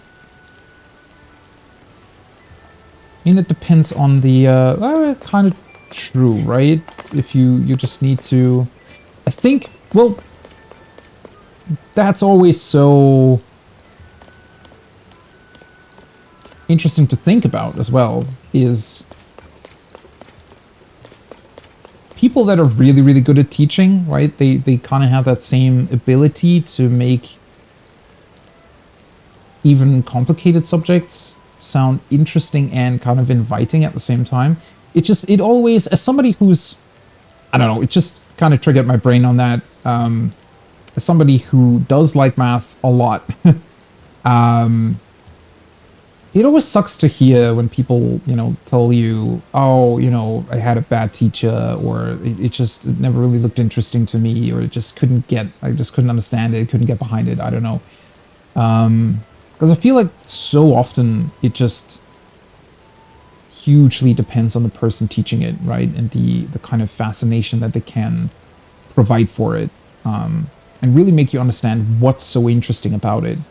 I feel like that's lacking a lot in... Because, I mean, at least here, they're constantly trying to get more people into those subjects, right? Math, physics, whatnot. Because they're lacking... well, new people that want to study those subjects. And I feel like very rarely they try to look into how to make it more enticing. I don't know. I mean, I want to say that I've gotten somewhat lucky with the teachers that I had when it comes to that, but when I then try to think about the kind of materials that we had, right, and the things that we learned, or rather how we learned them, feels like very often it failed at showcasing why it can be so cool, right? And what's so fascinating about it. Yeah, very important for teaching. It just, man. I mean, it happens very often with well, every single subject, honestly, that people can just be, you know, or rather their impression or how much they dislike something can heavily depend on the person that tried to teach them. And it just always sucks when you love, I mean, it can be any particular subject really, right? You love something and then you just discover that somebody else just dislikes it simply because they didn't really have somebody that could teach them about it in a good way. Why does it have to rain? I wanted to wait for the rain to let up, but no. Might as well finally use one of the thingies here.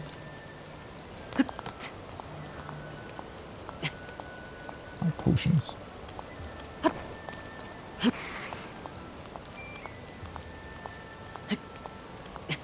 I have no idea about their particular timings.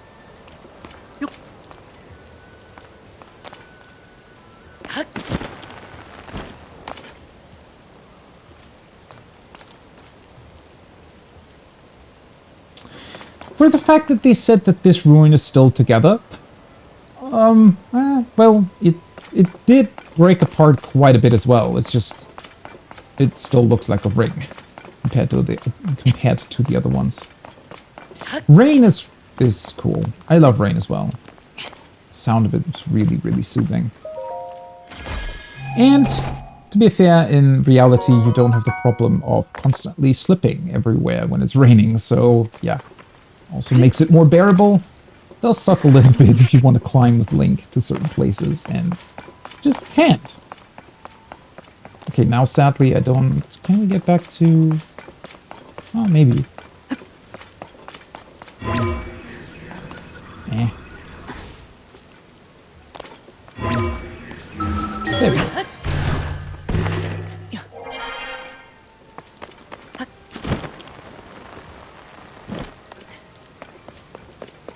Kind of confused that they're not giving us a jump prompt here, but... Oh boy. That jumping platform is very, very uncomfortably close to the rocks down there. Okay. Well, Link manages everything, though. Alright, so... Technically, I'm pretty sure I now looked at all the 4 stone steps we can access, correct? Is that the guy I need to talk to about them? Where the hell are you running to? Is he trying? Oh, he's taking shelter below the tree. Okay.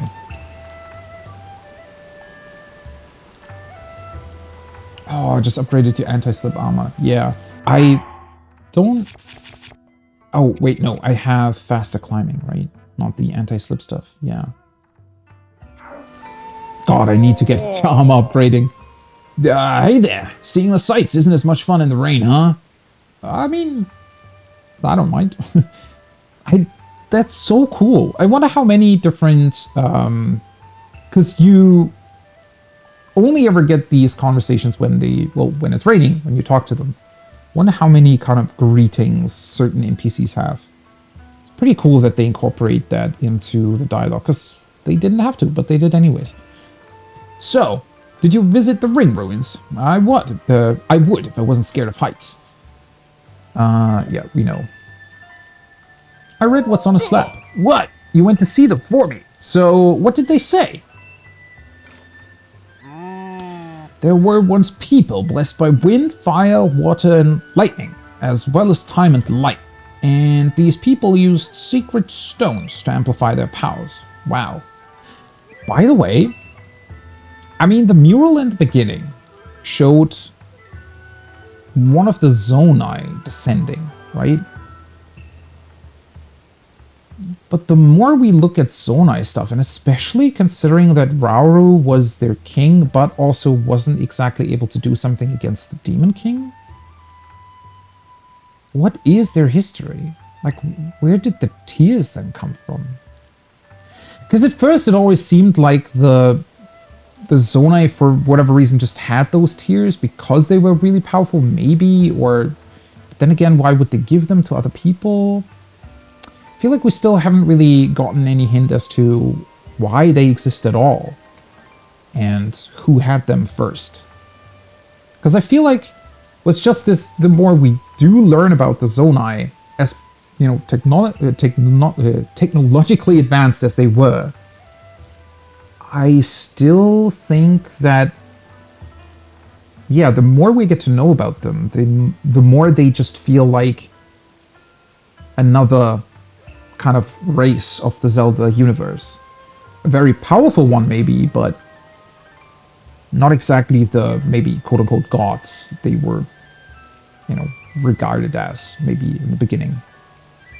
But it also heavily depends on where they actually came from. I don't know, it's...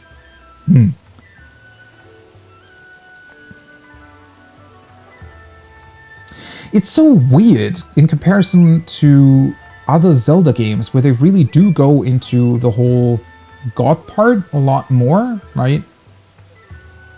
Like Hylia, for example. And Zelda supposedly being her human reincarnation. But she was supposedly a goddess? I don't know. There's definitely another part missing that explains the history behind the Zonai, really. Like an even older part of history as what we're researching right now, I think. Maybe honestly, it rains a lot in Kakariko. Maybe because of the mountains around it, I don't know.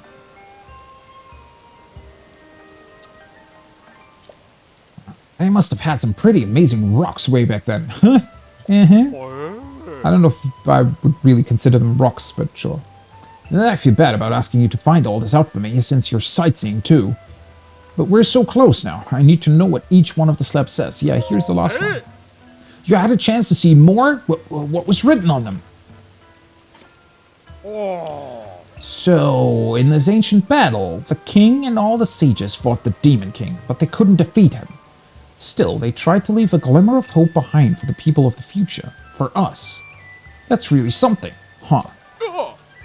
Hey!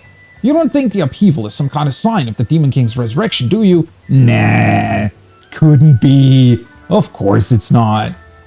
You don't worry. We got everything under control here. It can't be right. I must be overthinking things. So that was the fourth one, I see. Wait a second. If you look at all of these slap messages together, don't they sort of read like one single message? Yeah, they do. Of course they do. That's why they all fell at in the same location. You don't think? Could the rest of the message be on a slab in a floating ring ruin?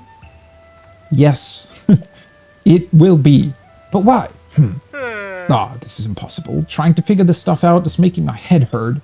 Well, at the end of the day, I learned a little something about our history. Thank you for everything. From one sightseer to another, I'd like to reward you with one of my personal favorite travel necessities. Ooh. Thunderwing butterfly. Cool. Interesting accessory, but... okay. Those are thunderwing butterflies. I caught these unusual insects on my travels through the Faron region. They only come out in the rain. You can boil them with monster pots to make an elixir that grants you resistance to electricity. Remember that. It'll come in handy in your travels. Take it from me. Alright then, I'll see you around. Alright. That was a cool little quest to get not exactly additional information, but certainly just a bit more, I don't know, info. Somebody else just thinking about that stuff is really fun to have around. Boil the butterfly. I'm pretty sure they're already dead by the time you carry them around in your pocket. I do hope so anyways, if you boil them. But yeah, unfortunately, that is a thing that we very often have to do. I never saw one of these funny little ring shapes here as well. Big Sis's ring! Oh, they're even trying... That is awesome! You can even see them drawing it. I know you, mister. Did you come to say good afternoon? Are you here to say nice things about my drawings? Yeah, I like them. I saw the other one next to your house. It's the ring variant, see? Big sis and me. 5 of those rings fell, so I gotta draw 3 more. Ah, they're trying to draw 5. I wonder if they'll... Have they started drawing these? And that's why I didn't see it earlier? That would be really cool if we could discover 3 more later on. Oh, I thought because thought it was morning, but it's not. We talked to you already? Hi. Hello, we certainly run into each other often. Oh, okay. Apparently we did. I want to solve the mysteries of the 5 ruins that fell in this village and of the stone slabs here, but I can't solve mysteries with an empty stomach. Well, you've come to the right place. Wait, actually, is this supposed to be some kind of restaurant? Or offshoot restaurant of the general store? Because, I mean, they are selling pretty tasty ingredients. So I feel like it would be a good business idea to have something next to them. Why? Oh, it's starting to rain again? I was going to say, why is everybody running away again? Wait, the old lady? Were you talking about the little girl? The 4-year-old girl I talked to? I think she's 4 or something like that. They just all have gray hair.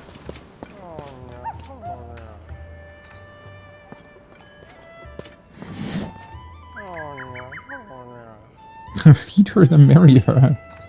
I mean, people typically do like good cooking.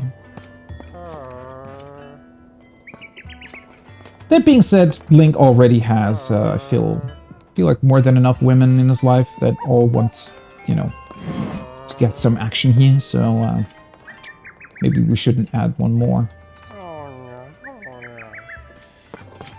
Okay, this dude is... Now I'm kind of worried about him. He's even sleeping while standing.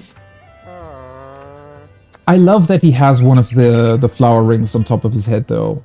He must have bought that from the little girl, right?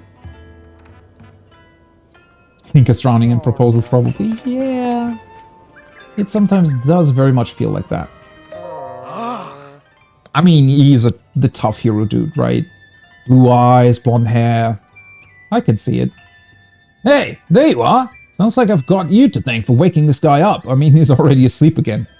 No more watching the infamy. Here's a little something for giving me back my free time. Oh, hey, nice! The very thing we just used up. And this is even a high level resistance, so that's good. It's a high quality concoction made of 4 sticky frogs and a bokoblin horn. Ooh. Okay, yeah. Right. That's how elixirs work. So the thing that gives the effect has been added 4 times. That makes it a 3-level thing. Should come in handy on your rainy day adventures. Right then, now to finally take that nap. I might even splurge on a soft bed.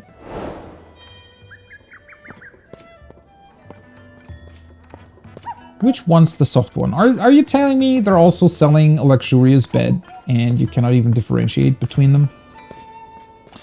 They should have put... I mean, I get that they might be putting this stuff up to the sides, right? To make it a little bit more private, but...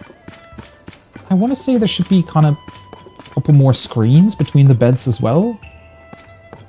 I guess if you want to, you know, put on your like sleeping clothes, you would go over here. I do love this little table. It's really cozy. Man, something about that sort of Japanese style of things, they're always... Well, they're also just clearly putting a lot of thought into the presentation of their food, but beyond that, I'm always quite impressed by how kind of beautiful it all looks together. When you're sitting down, it always has this, well, obviously very traditional feeling to it, but in a way that also just seems very, very like, calming and soothing. I don't know. I like it a lot.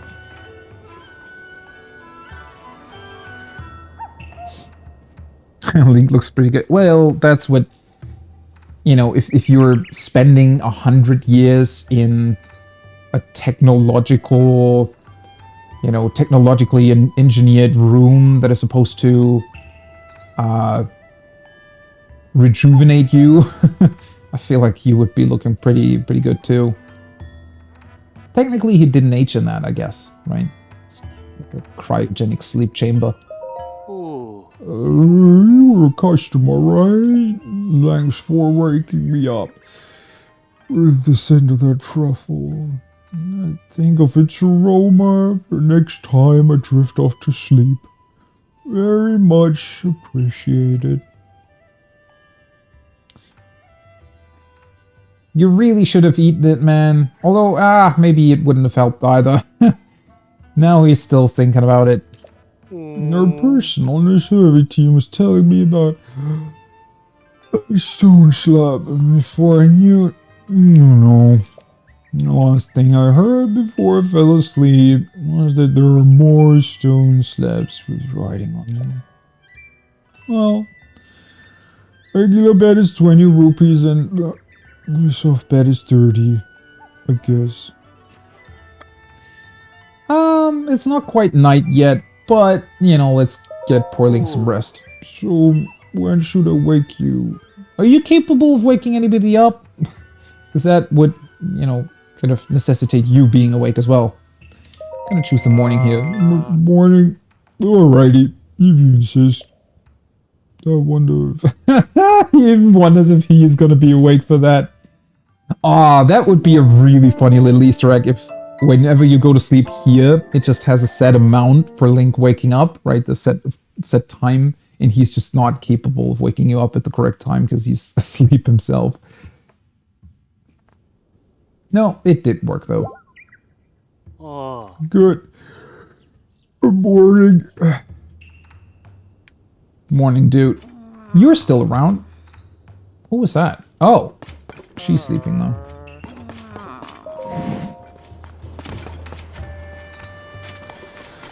Alright, so that's those quests done. Out of the inn, Ollie's returned to the inn, freed Dai from the responsibility of watching over it, and better yet, now you can sleep there. And then we also did a trip through history. You told Bogut about what you read on the stone slabs in each of the 4 non-floating ring ruins. He was delighted to get these insights on the ancient era the ruins came from. Alright. Okay. So I still need to do this, which now we have morning. The problem is I kind of need to follow them, so I would have to find some during the night and then see where they're flying off to in the morning. I don't really think it's going to help me much to just be here during morning hours.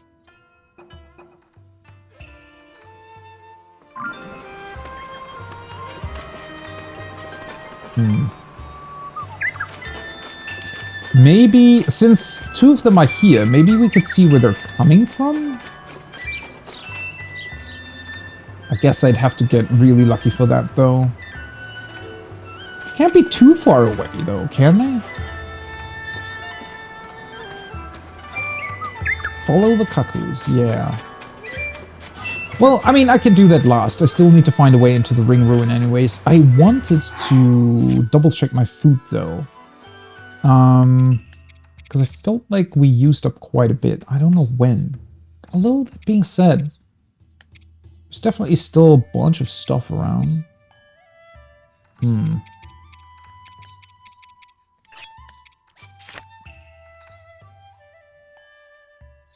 Wait, this is not a...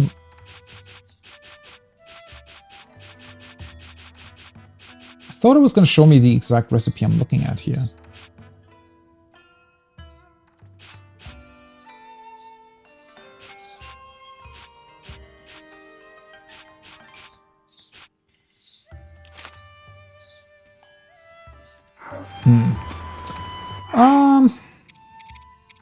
Now that the guy's been talking about hearty truffles so much, let's actually cook like 2 or 3 of them. Just to make sure that I have enough stuff to heal myself up with. If I can find them, that is. I type, yeah. There we go. Cold. Oh no, never mind.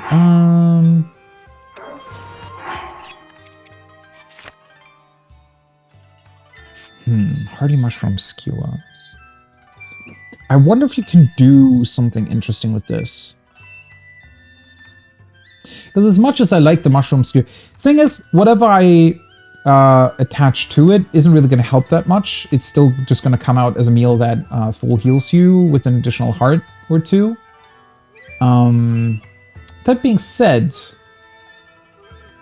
I think it would still be cool to have a special recipe that you can do with them. But I also don't really exactly want to get rid of all my meat or oil or any of the other more expensive ingredients for it. Yeah, well, let's just cook it twice.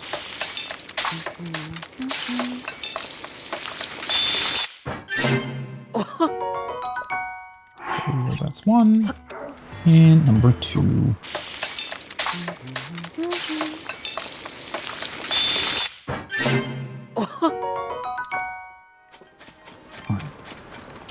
Right, so next thing is going to be the floating ring ruin. I'm going to take a very, very short break though before we get to that, so I'll be right back. I can find my mouse, there it is.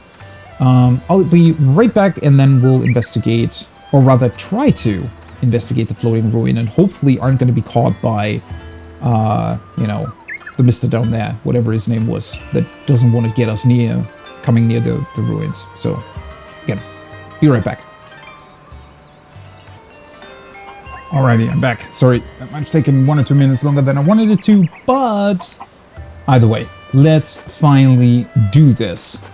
That being said, I'm still not entirely sure how I want to approach this. Because I feel like even if I were to just somehow jump on it from above or something, he would still yell at us? So, let me double check. What was his name? Caleb.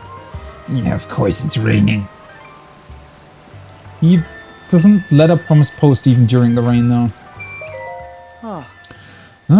Princess Zelda ordered everyone to stay out of the floating ring ruins. It's a hard thing to ask of us, but she's the princess. Nothing to do in the meantime but keep investigating the other ruins. Have you been to them yet? There's 4 other ring ruins around the village. Most of them broke apart on impact. Inside each site, we found an intriguing stone slab. If you ask me, these slabs will be the key, unlocking the mysteries of the Zonai civilization. I think they will be, yeah. Okay. Can we talk to him again? Is he gonna say something? You again? Under Princess Zelda's orders, everyone is strictly forbidden from getting close to the ring. If that applies to an archaeologist like me, it certainly applies to an amateur like you. Alright, alright. I would brave some crumbling architecture if it gave us more research material, but it's not worse than disobeying the princess. What if she stripped my title? I worked my whole life for some recognition and I won't give it up now. God, he's a very bitter person, isn't he? I guess I'll have to try to just land on it? I don't know. Oh, of course it's raining again. Let me see. I could probably just...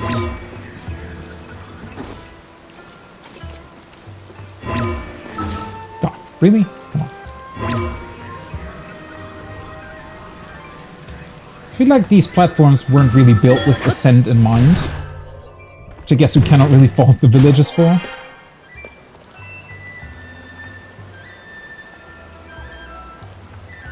I was gonna say, what if I jumped, but he's certainly gonna see it from here. I don't know if the trick here is to just not let him see you, or... Because last time I tried to walk over the fence over here, he still saw that, so... Hey guys, can you tell me where your eggs are? Guess not.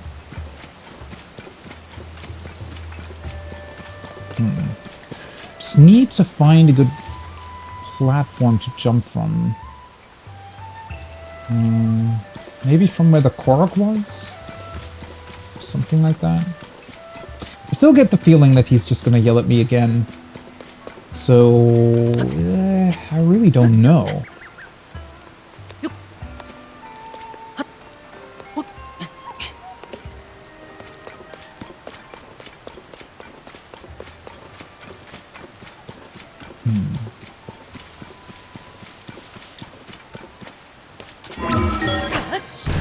Elden Ring ruins. Considering some inspirations this game seems to have had from Elden Ring, it's actually not that far off. You know what? Even the color scheme is kind of the same, isn't it? The sort of yellowish plant stuff against the fairly grey whitish of the ruins itself reminds me of Lanedale, right? That's the main city around the Erdtree. Definitely has a very similar color scheme to it. Okay, if I fly over from here, maybe with the gust of Chulin, I could make it kind of inclined to go higher. I just don't want to use another anti-slip elixir just for this particular jump. But I could also just... you know what? Never mind. Let me do it from the other side. The problem is, even if I do land up top, and even if he doesn't notice that, I feel like ultimately we'd have to ascend into the middle of it to be able to look at the stone slab, which would require us to stand beneath it, which at that point, maybe he's going to see us again. I don't know. But maybe I'm approaching this all wrong. I mean, there might be another way to do it.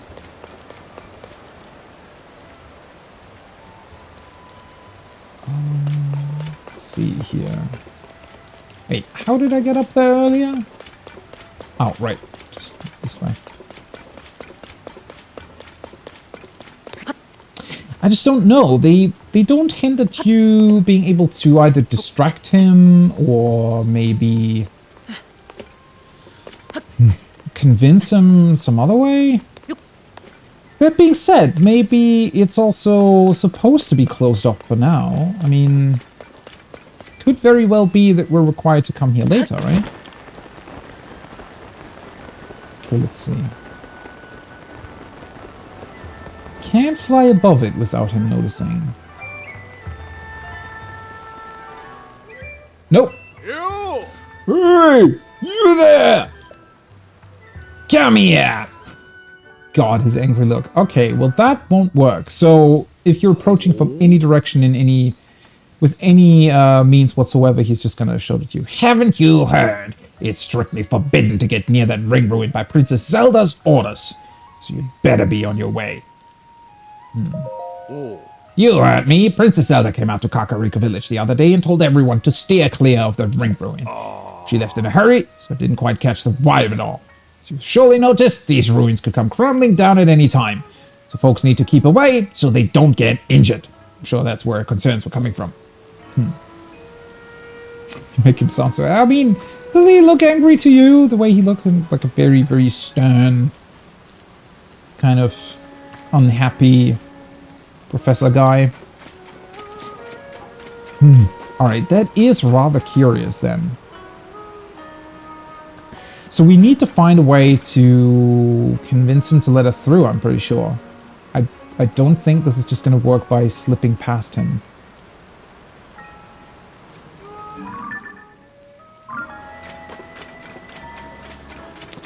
I mean...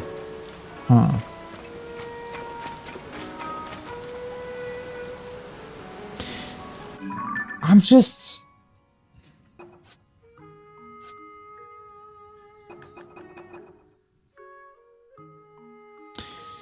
It's become clear that there are 13 documenting. So that's the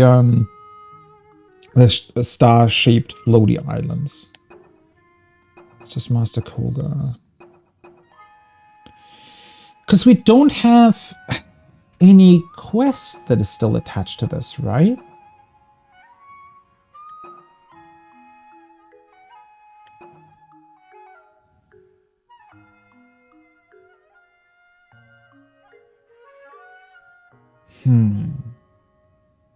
Because now I'm thinking that this is maybe only... We can maybe only advance here once we already met Zelda somewhere? So that she's able to convince them that they should let us through?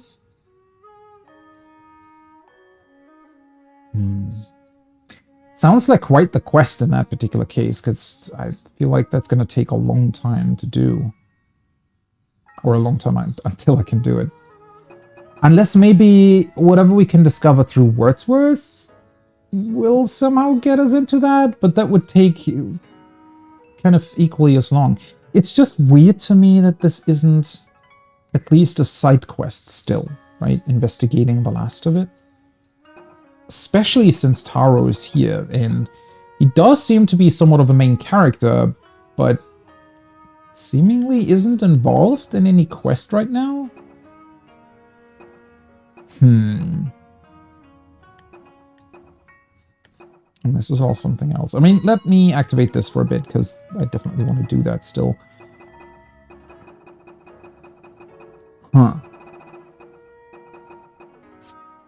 Very strange. Prejudice. What do I mean, prejudice? But to be fair, he is just following what he was told. That is very, very true. And we don't know what the hell Zelda was thinking. I still find that strange. Alright, let me actually stand next to the Cuckoos so that I hopefully will be able to see where they're going. But yeah, I don't quite get the whole Zelda deal, right? Her sightings. Also, us literally seeing her both at the Stormwind Arc and at the castle when we went there first. After going to Lookout Landing for the first time. Because, well, I mean... Oh, he's wandering off. Where the hell are you going? Just silently leaving? Alright. What are you guys up to? Oh, he's just running back.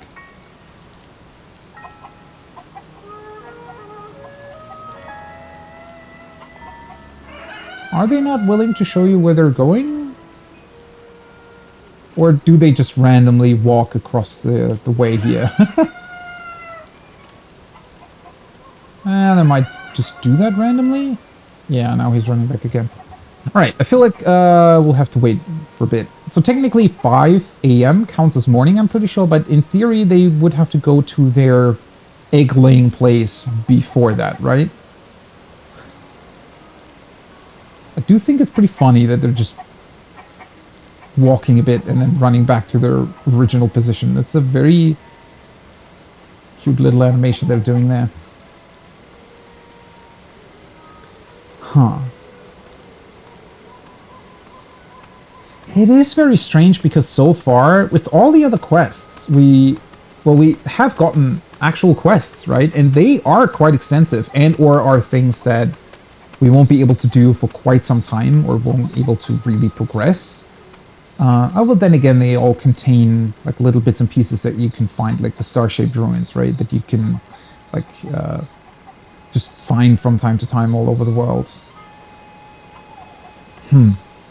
Unless there is some other obvious way to progress the quest that I'm just not really seeing right now. But I don't think so. It also doesn't seem like he has any sort of,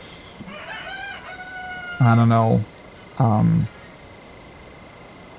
well, any meal or item or something else that would allow us to lure him away from watching over the floating ruin. And since they are constantly mentioning that they're just following Zelda's orders, I'm pretty sure that's kind of our angle here, right? Is that we somehow need to convince them that she has either changed her orders or that they can make an exception for Link.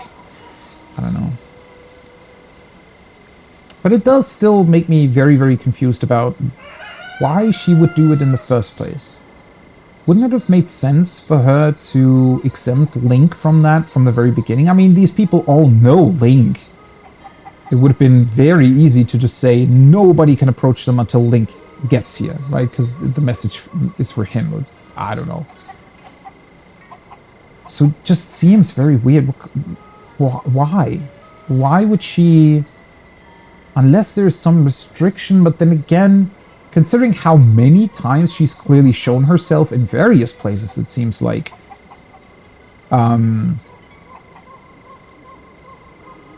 It just doesn't really make much sense to me that she wouldn't also be able to simply say what the deal is. Like, why make it such a big mystery?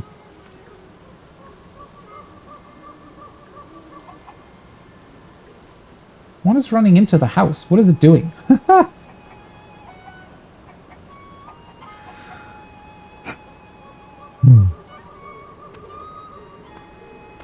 I mean, either way, we'll have to come back here, you know, quite a number of times to give Wordsworth new information about the stuff we found, and other people too. So might as well do that and move on for the time being. As soon as I find the secret nesting place of the Cuckoos, and then I think it's pretty much gonna be on to Hateno for now.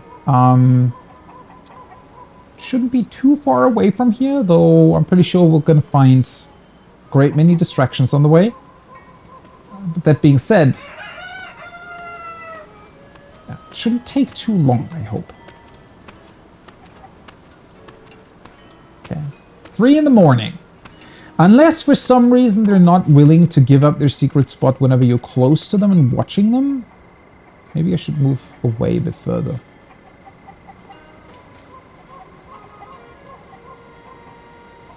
Technically, they should soon start going to that place. Let's see, are we hiding? Can they see us? I don't know.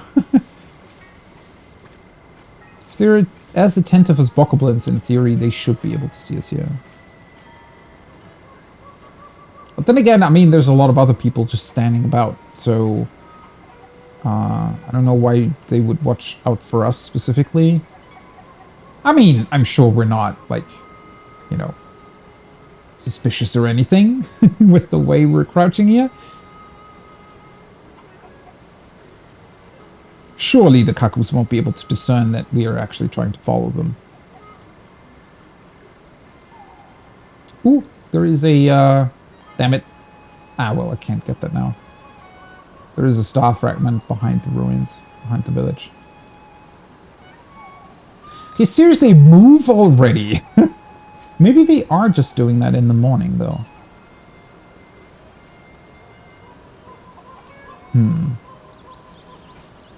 It's a bit of a tough thing then, because if I were to sleep until 5, I'm pretty sure they already would have maybe started going to wherever they go. But waiting around like this just takes some time. Detective Link is on the case. Very true. The Trail of the Cuckoos, Part 1. Mystery of the Egg. Oh, there we go. Oh, they're going! Holy shit. Alright, 5 o'clock in the morning. Like, on the dot.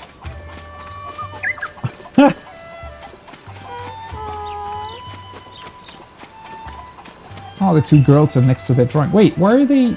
They're running in different directions, though.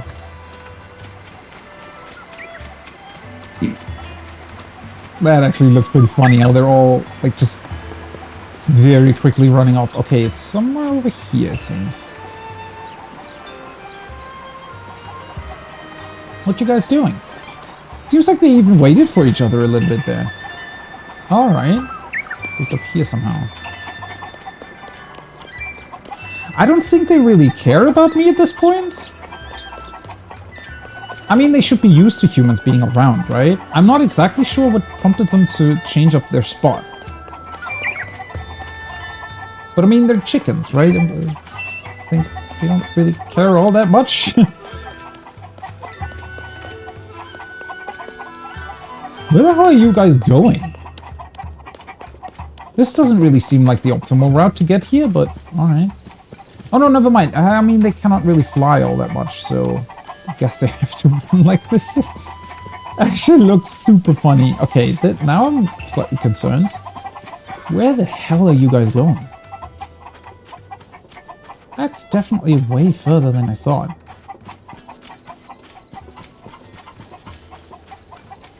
Where are the other ones?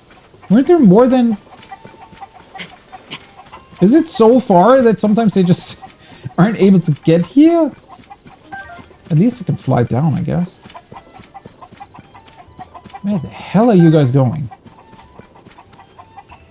It's 7 AM already. This took them 2 hours. In-game time, anyways. I don't think that's an optimal spot for acting. Ooh, what have we here? Alright, now I get it. Hello. Cuckoo Hideaway. Oh, there they are. Aw, that's actually kind of cute. Hey, what's going on? So many eggs. So tempted to just take them away. Wait, so how exactly are we doing this? Am I supposed to take a picture of them, or what the hell is going on here? Just as a safety measure. Oh, no, keep the old picture. It should still save the picture though, right? I'm pretty sure. Yes, it does. So, does this now count as having found their cave? Sorry, buddies, but, you know. What needs to be done, needs to be done. I'm sure they won't mind. They can just play new ones. Yeah, it's a bit... I kind of expected the quest to update.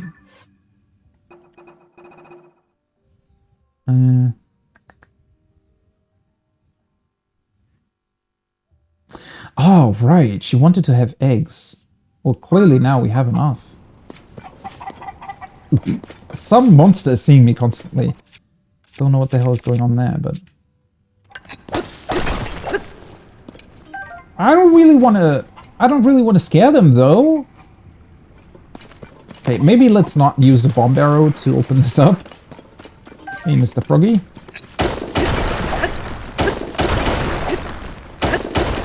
They really like their stones in the way of your progress through caves. Ooh. Really?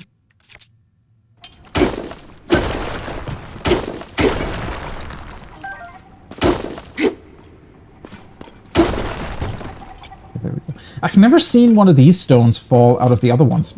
It's interesting, alright? Oh, that's the... Ah, hey, buddy. That's the thing that saw us. Okay, that makes more sense now. I thought it was a monster outside of the cave or something. Game time goes fast, yeah. Come here. Come on, you can do it. There we go.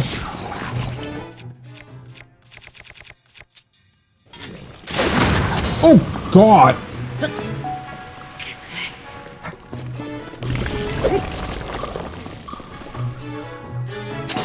Why did I not see that happening?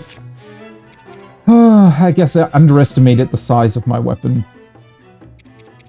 Very unfortunate.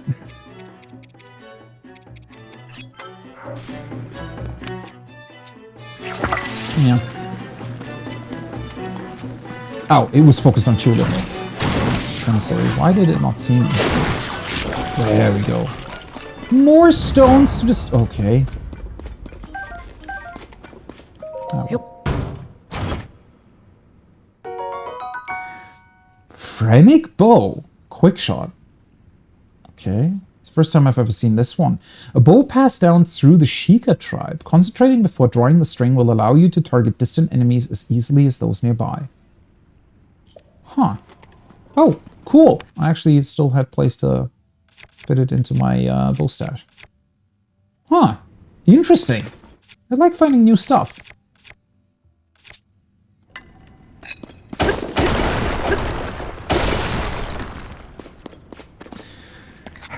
Alright, bomb arrows it is.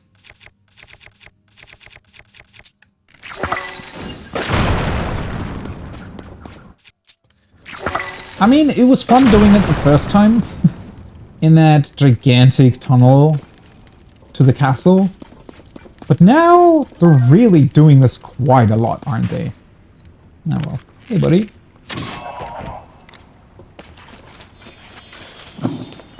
Slappy. Okay. Still no idea what they're for. But at least we got the one in here. We technically know where the cuckoos went. We took their eggs. So I think that should be enough to... Oh, ha! They all went off again. Okay, that's pretty fun.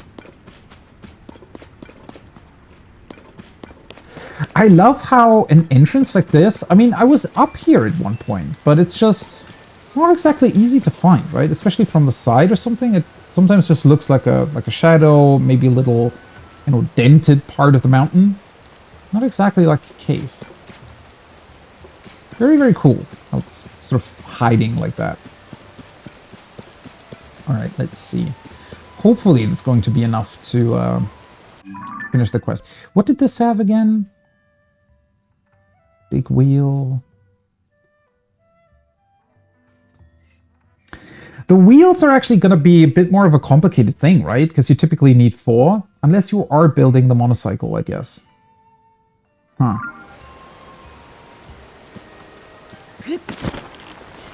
Because otherwise you're going to go through their quantities quite a bit faster than the other Zelda devices. There we go. Alright. Let's see if this is all we needed. Welcome. I'm sorry, I should be able to replenish my stock of everything other than bird eggs. They're a popular product, so I wish I could do something about that. If only I had 10 of them. Oh yes, then I could restock whenever I needed to. Maybe I didn't even need to find their secret nesting place, I just needed 10 eggs. Got some bird eggs for you! Oh, you really brought me 10 bird eggs. What a kind-hearted thing to do. Thank you so very much. Of course, I'm not about to take them off your hands without paying. Whoa, nice. I know it's not much, but that should still be more than you'd normally get. Here, let me just put these on display. So now we can just buy them back again. It's also a bit funny. There, now both my shelves and my heart are filled. Please come again. Aw. Alright. Quest is done. How much butter do I still have? 8. 8 eggs. Ah, well, that's enough for now. Technically don't have swift carrots, but I don't really need them either. Alright, well, I mean, so far I would say that's most of the quests done here. Well, technically it is all of the quests done in Kakariko itself. You gave 10 bird eggs to Trissa for her shop, and she paid you back at above normal prices. Those eggs should allow her to stay stocked for a while. And yet, I'm pretty sure we could just buy more than 10 eggs. I mean, she only has like 4 at a time, but I think if I were to buy them, sleep in the inn, I could buy them again all the time. Right, I guess that really just means that we're going to head off to Hateno now. Which is actually pretty surprising. Bring peace to Necluda. Maybe I could start with this quest, because that's definitely before Hateno. Actually, position on the map seems to be, I think, close to where the wall was, right? The wall that had all the guardians lying in front of it in Breath of the Wild. And then we have a quest that takes us to the village itself. Yeah, let's make this active for a bit.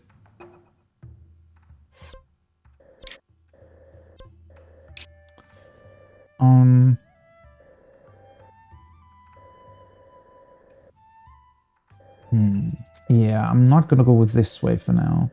So we're gonna take this path out of the city. We're gonna go down here. Technically, I feel like there should be another stable here.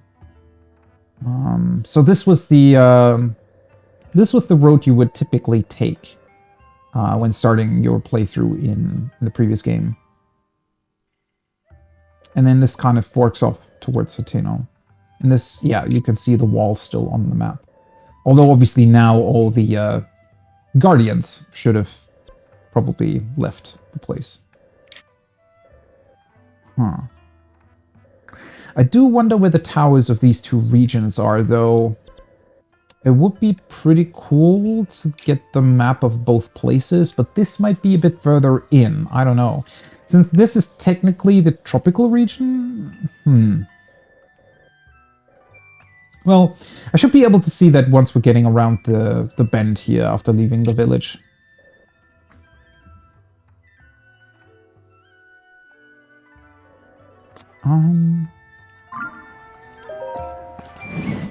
Can I call my horse? Is it going to be able to get here? Because it's not that far away? No, it's not. Okay. Nope. Ah, well. Gonna be traveling on foot for a bit, and if the stable's still there, which I hope it will be,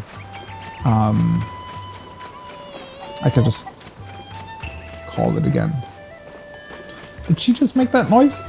Sounded interesting. Well, I have to say though, we managed to... Oh, are they coming back from the cave? They're actually really funny. Especially with the way they run. They're really, like, fast.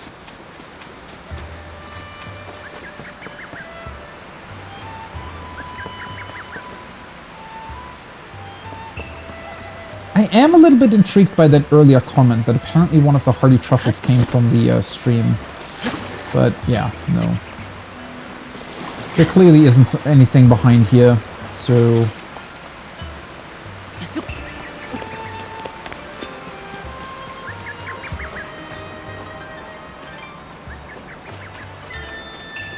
Alright. It has been fun. It's a beautiful village you guys have here, but I think it's time to move on to bigger, more fashionable places in this particular case, with Hateno. Damn, that still looks impressive. I really like how they're also using it for tourism. Just feels so... It's another one of those immersive aspects that the game definitely is pretty good at building up, I think. It's so fitting, right? And with the ring ruins being, well, ring-shaped, they also just naturally lend themselves as to be a really cool marketing material. So you can just do quite a bit with that, right? Kind of, it's like coming or delivering the logo you can use with it, if you will.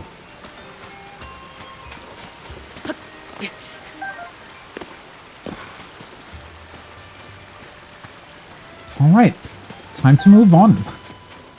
Ooh. There's always that kind of almost overwhelming feeling whenever you are approaching an entirely new place. Not that I'm approaching any particular place, but, you know, as in moving on, and because you never know how much new stuff you're gonna see. Are you really a member of the research team? Oh, she has a name, Lorda. You're here to see the sights, right? And let me guess, you want to see the chief of Kakariko Village. I'm right, huh? Well, already done that. I hear she's an amazing leader who rebuilt the village. The folks there love her. Oh, but don't let me keep you. Kakariko Village is right down the road. Have fun. Alright. Guess she didn't see where we were coming from. Why the heck are there growing so many tomatoes here all of a sudden? Not that I mind. I think they look very, very tasty when it comes to tomatoes, but it's just interesting to me that they weren't here before. I don't wonder what changed. Alright. Now, no korok on that tree. Ah. Of course. Can't walk 5 steps without seeing the guy. At least this is a pretty good spot to put up the sign. Hey, what's going on there, buddy? Alright, I think for this one we might actually need one of the bigger wooden pieces here. Let's take this real quick. Attach a little bit of a stand. There we go.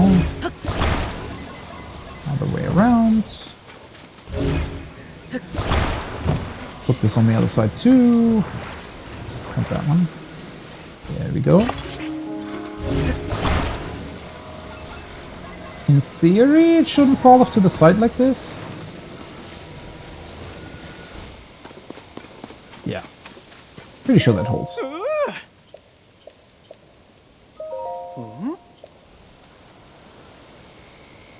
Also, we're finally going to be able to meet the chief president? I don't know, what is he exactly? Of the Hudson Construction Company? So, still very much looking forward to what the hell that's going to be about. Okay, you go ahead and secure him.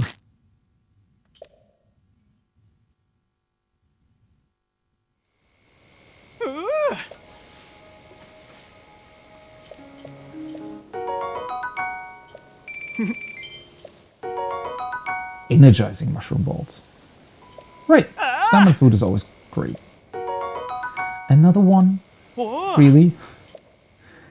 I think that's like my fourth sleepover ticket. Yeah, it's the fourth one that I still have. What am I supposed to do with those? I can't get my peepees if I have too many of those sleepover tickets. Ah, you hear that? It's coming from around here somewhere. Is that a drum?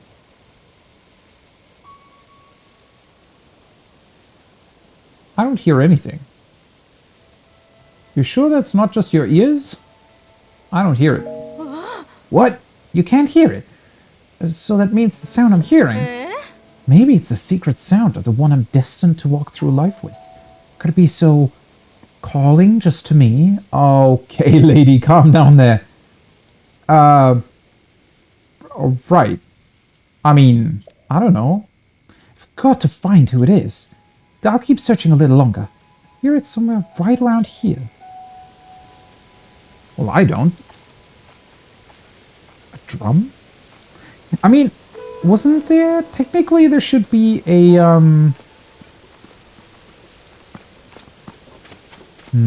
a little clearing here somewhere, because this is where you typically meet Hastu for the first time in Breath of the Wild.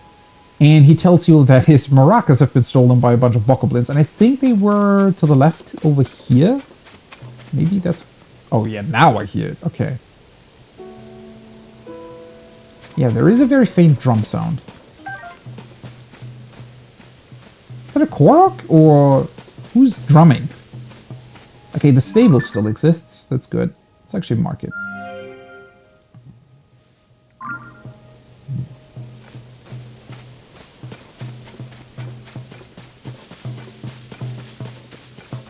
Somebody steal a drum from Hesto this time? Does he even own one? No, it's just a guy drumming. Oh! I forgot about it. He must be from the musical troupe as well. I completely blanked on that here for a second. So we found the trumpet guy already. Guess we found the drummer. Dee-dee-dee-dum.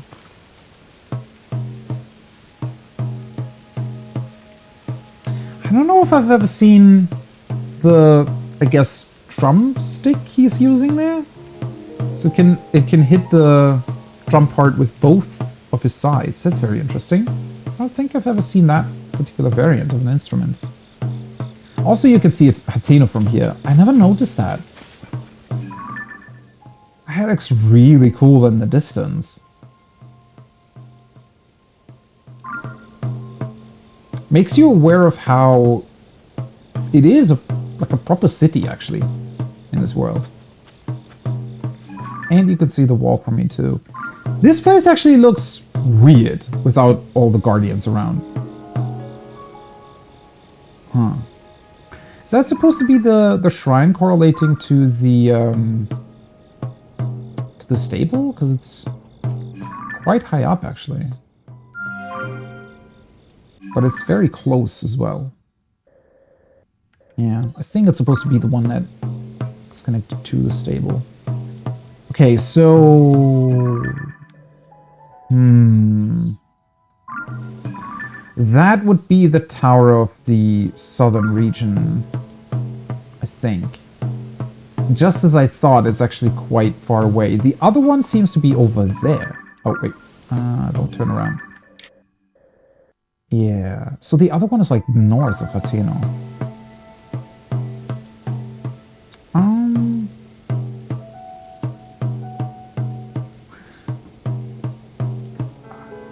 Should I try going there first? I really, really want to uncover the map. But on the other hand...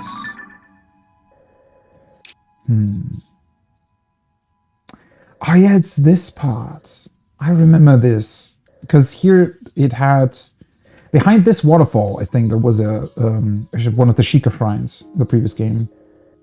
And this leads up into the Snowy Mountains, right? Where one of those springs was that Zelda was praying in. Because she thought that that would get her her powers that she had trouble with accessing. So I can see the tower from here. Albeit very, very slightly.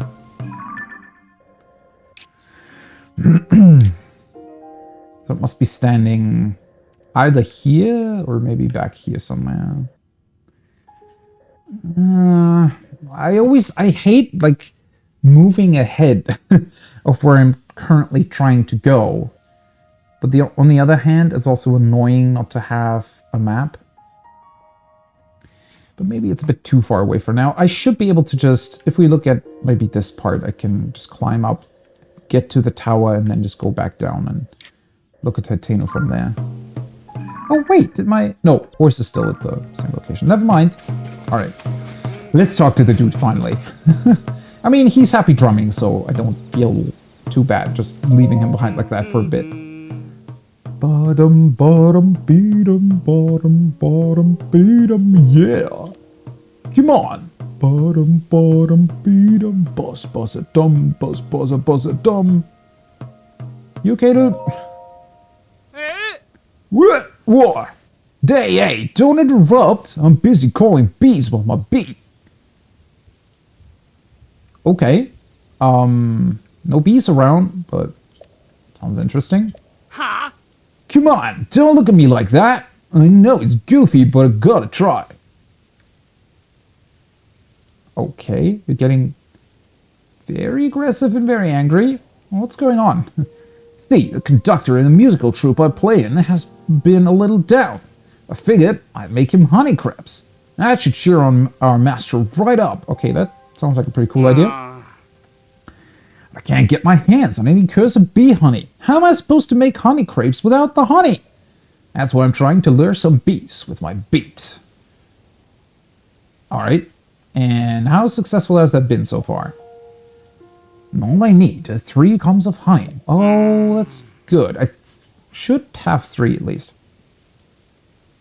Someone said there are some beehives around Kakariko Village to the north, near that huge hole that opened up. Oh, we actually got a couple of those. But that hole's pretty scary. No way I'm going anywhere near there. Honey be mine. Oh, that's a very cute quest name. What? Wait a second. What's that smell? Something sweet. Hey, maybe in your pouch there. Here, have some honey. All right. My beat didn't reach the bees, but I guess it got you moving. With these, I can whip up a honey crepe for the conductor of my troupe on the double. Here's a little something for helping me out. Take it. All yours. Ooh, cool. Can I get the recipe for the crepes, though? I want to try that myself. What would be in there? In theory, some wheat milk. Well, not sugar, right? Because you have the honey. So, for the crepe itself, technically wheat, milk. I don't know. I don't know what they... Sometimes it's a bit difficult to see, right? Because milk, wheat, and egg would maybe already be a cake. So I don't know how you would differentiate crepe in that particular example. Maybe the honey automatically makes it to one. I don't know. I'm gonna beat it and head back to my band leader. Play with a group called the Stable Trotters. We bop around from stable to stable, sharing our tunes. I bet everyone back at our old meeting spot, Woodland Stable. Oh, everyone's back. Well, I mean, one guy is. It's way north over in Eldon, so better get a move on. Hey. Maybe I'll see you around. Later. All right. Well, now I think the lady's going to be a little bit disappointed that you just noped out, but it is what it is, I guess. Huh. They got some interesting quests. Did they ever tell us how many people are in their group? I guess it depends if their maestro he was just talking about just hangs out at the stable anyways. Or if... I don't know. I'm sure if we went to the stable, we could maybe hear how many people are missing. But that's very interesting. So, because for some reason, the guy that I found first, right, the one with the trumpet, the way he was talking about the musical group made it sound as if he just walked off on his own. But the other ones were still together. So at first I didn't really realize that I was supposed to find everybody. But since that seems to be the case, I feel like I'd still be missing... Or, well, it seems... I'm pretty sure... Did they say something about being 5 people? Why do I remember that? I don't really know.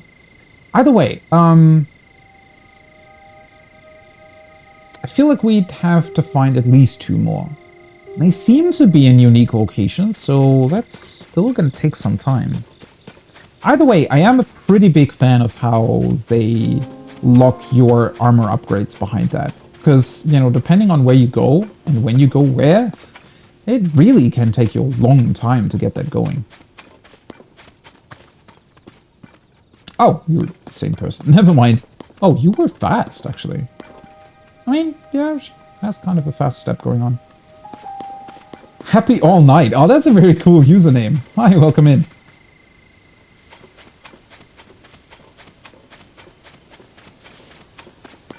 Huh.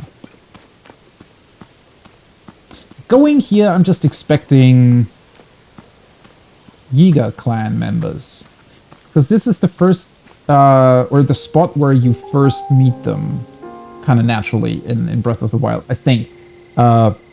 Obviously heavily depending on where you go first, but if you do decide to go to Kakariko first and choosing this path to do so, I think this is most likely going to be the spot you're going to meet them first. Aha! A noble swordsman scrounging for scraps. You fell for the oldest trick in the book. Oh, they've learned, huh? We were, tricking them with bananas? Now they're trying to do the same trick with us.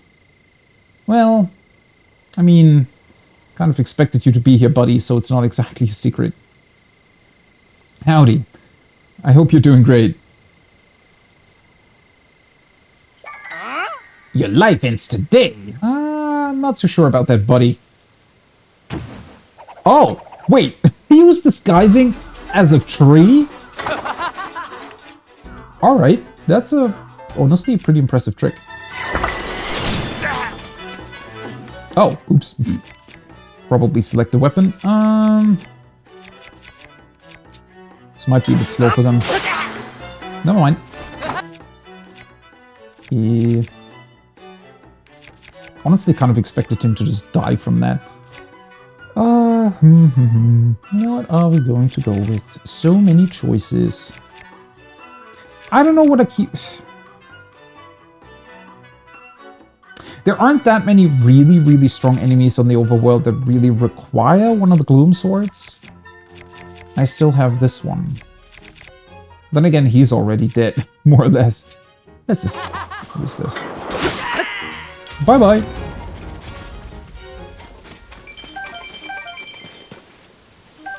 Nice. I do like their 8-fold blades, though.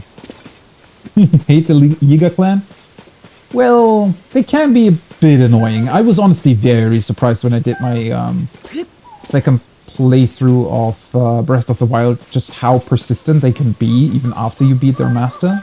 That being said, this is not a Korok, is it? No, I'm pretty sure it isn't.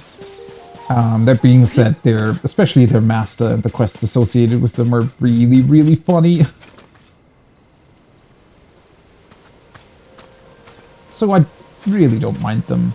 Although it is both impressive and, yeah, to a certain degree annoying just how often they're able to spot you or able to find you and run after you in many, many different scenarios here.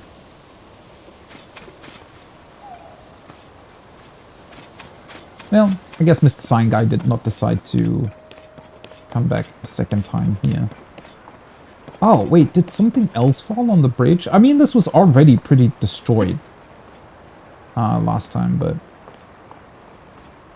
it looks even more messed up now. I mean, maybe the bridge itself just kind of started to collapse more and more now? I don't know. It's not... Is this a ruin? No. I think it's just kind of still just as broken as it was before, potentially. Alright, what do we have here? Another camp. There's so many camps around all over the place. Same cool thing. I love how populated the world is now, but also just how it really properly feels as if these people are moving out and about, right? Same with the gourmets that we were supposed to find that camped out in those woods and then eventually moved on to the stable we were next to. What's going on here? Who are you guys? Is there anything on the... Let's examine the sign first. Heading east to clean monsters out of our renowned Fort Hateno. Captain Hoss, Monster Control Crew, Squad 1. Oh, wait, that's their camp. Ah, I didn't realize. I think last time I saw one of their squads out and about, I saw the attack troop first before I saw the camp. Although, never mind, wasn't the camp placed next to the chasm that you enter first? Yeah, that might have been it, actually. Aye. Oh, hello. Crummy weather we're having today, isn't it? How's a squad of the Monster Control Crew is out on a mission nearby. Be careful you don't get caught in the crossfire. Where are they?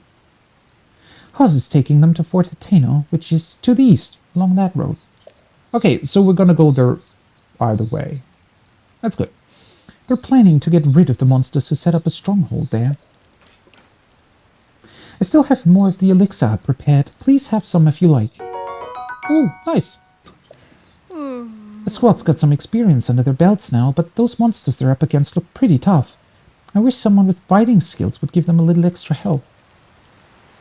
And we're gonna do that. Yeah, that's kind of why I'm here.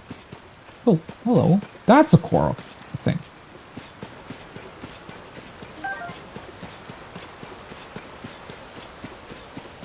Alright, what does this say? Note on the table. Link makes ready use of the jump slash. Oh! Leaping into the air and swinging his weapon down with a practiced ease. That is really cool. So they actually took down notes about how we... Well, I mean, I'm pretty sure the notes are always the same, but it's just super cool to see. So they took down notes since we were helping them last time. And are trying to learn from Link's example. That's really, really cool. I always think, whenever I see somebody in like research clothes, I always think that they're a part of the Yiga clan. So yeah, I'm still pretty suspicious. I am going to be interested to see, though, if this time around the rest of the Yiga clan is still going to stick around even after we've dealt with the quest with Master Koga. I think they will, right? Just because it's kind of funny, and they probably don't want the player to be locked out of their weapons and stuff that you can get from the Yiga clan members, but yeah. All crew members should be diligent in their daily training and aspire toward that level of mastery, Captain Hoss. Whoa, wait, and it also counts as a tutorial. That's pretty neat. Actually, did I already know that? Oh yeah, it's just, okay, it's just that one. I mean, it depends on the weapon type you're using. But... Hey. Wait, that's not... Have we met you already? Oh, yeah, you're that traveler I met before, right? Probably don't need me to tell you to be careful on the roads at night. Captain Oz's squad of the monster control crew is engaged in a battle to quell the monsters near here. The fighting should be in full swing at Fort Hateno down the road to the east by now, so I advise keeping your distance. If you're curious how the battle is going, you could go watch, but take care you don't get caught up in the fray. Well, I think we're going to help them, actually. I think... At least I'm pretty sure that this guy was already around in the last spot we saw them at. Wait, there is another ferry here.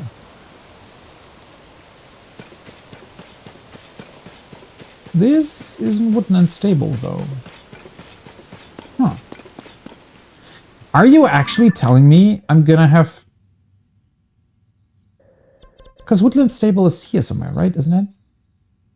So I discovered all of the ferry locations except the one I'm supposed to get to first. Great. I mean, I don't mind, but kind of funny that that happened. Okay. Yeah, let's over to Hateno. Right. Let's see the stable first.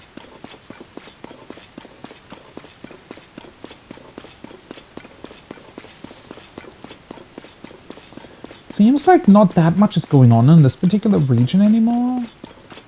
Oh, well there are some Zonai though.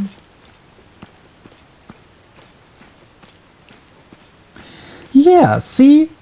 I mean, the Zonai... Because I was going to think, okay, do I want to fight them? But I think I will, because you can utilize their pieces on the dispenser thingies, right? And get your Zonai devices. So in this particular case, it actually does make sense to engage with them. Yeah, kind of makes me wish that there would be a similar reason to engage with the bokoblins and whatnot in their monster camps. Really good spot to mark the tower. Oh boy. Okay, that's even further away than I thought. That's actually on the way up the mountain, isn't it? Whoa. Okay, that is way higher than I thought it would be. That actually might take me some time to get to. Because I would more or less have to go this way in order to get to it. Which now makes me think, maybe after I've done the stable and done the shrine here, and obviously also helped the monster control crew, it could be worth it to actually go back to Kakariko and take this path up here, just follow it along to the tower, and then sort of head back and take the normal route to Hateno. Although, well, I don't know. It's one of those weird situations where I want to approach Hateno from the quote-unquote correct path, especially also not to miss anything that's on the way. Yet I also don't want to loop back to the tower. I mean, I guess I could, right? We could just kind of loop back here. But then that would mean that I would be going into Hateno without having the map active. Well, I mean, I guess if that's the case, it's the case.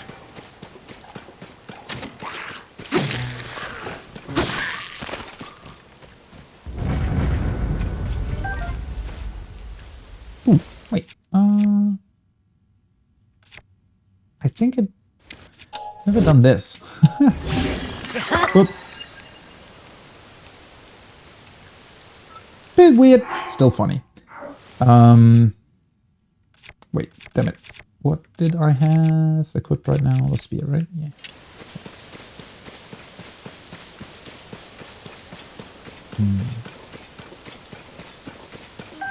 I mean, obviously all of the ruin bits and pieces that were here are still here.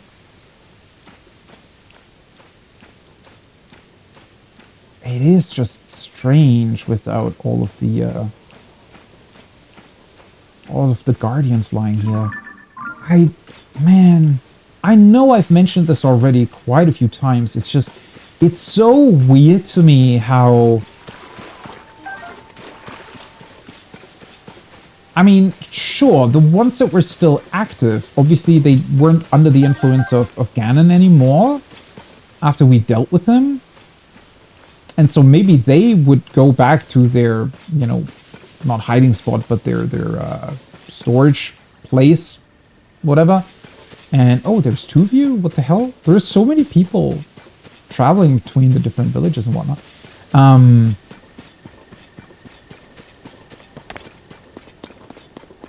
I don't know how all of the already broken guardians would suddenly not be here anymore. Right? Because there were so many of them, even if they, for some reason, decided, oh, hey, we need their parts or we want to build something else out of them, that would still be a pretty big undertaking in, you know, cleaning all of that up. And to not have any remnants whatsoever of them around anymore, it just seems very, very out there for some reason. But, well, Savota, you strike me as a foe in need of directions, looking for a Tenno. If you head east on the road, you'll reach the ruins of Fort Hateno, and just beyond there, Hateno Village. It seemed like a lazy, laid-back hamlet when I was there, but I hear things have really livened up. Lazy, laid-back hamlet? That's certainly an interesting description. Oh my, you're quite the assertive-o, coming and talking to me all of a sudden. Assertive? Alright. Did you know that when a Gerudo comes of age, she goes on a journey to search for the bow of her destiny? I am on the middle of such a bow hunt, and I believe you and I meeting here may be fated. Oh God! Calm down there, lady. Were you the one that... Who was talking about the drummer guy? Because he headed off. I'm sorry about that. Don't you think so? I'm sorry to say that, lady, but no. Oh, you said that so bluntly. I can't help but feel a little hurt. I'm sorry. I mean, I don't want to lie to you either, but no matter. There's only teasing. Then how would you be hurt? I don't think the bow of my destiny will make himself so easy to find. Alright. Aw, poor little Korok. Ew. Where's your friend? Aww. Ah, there we go. That's not too far away.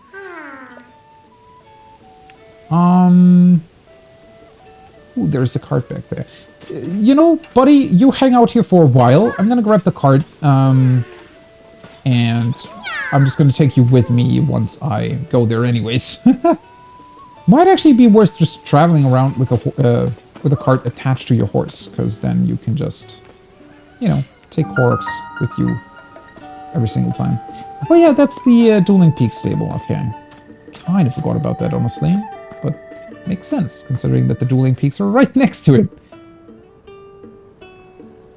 Those are some interesting sky islands. I love how I haven't even really looked into the sky islands anymore so far in a lot of different places that I visited. It's just way too much to look at everywhere. Where's Pen? Shouldn't he be there as well? Here, I mean. Okay, there's the well. Cuckoos, a bunch of cheeps. God, there's so much going on at every single stable that I sometimes am just a bit overwhelmed with who I want to talk to first. Hey, Beetle. Yeah! Hey, of course I'd see you all the way out here. You're an adventurous traveler, just like me. Wow! Wow! Do beetle's eyes deceive him? Or is that a bladed rhino beetle? I have such a weakness for bladed rhino beetles. Will you give it to me? Please? I think a mighty elixir is a fair trade. What do you say? Sure. Ooh, nice. New. Attack up 5 minutes. Grants a low-level might effect, which strengthens your body and mind to boost your attack power with all weapons. Ooh, thank you! God, I loved him in Wind Waker. Thank you! Bye! I knew you looked like a stand-up fellow. Now, excuse me while I spent the day spoiling the starling beetle. So, well then. Can I tempt you to buy? Or are you selling today? What you got? Woohoo! With lots of good stuff. Take your time. Brightmobile, well, I definitely don't need those. Speed boost, stamina. Stamina recovery, I'm gonna take those. Yeah. Yes, all of them. Restless cricket babies look almost identical to adults. The trick to telling them apart is that the babies can't fly. Wow! Okay, why though? If they look very similar and they all have those big wings? Okay. That was some quality shopping.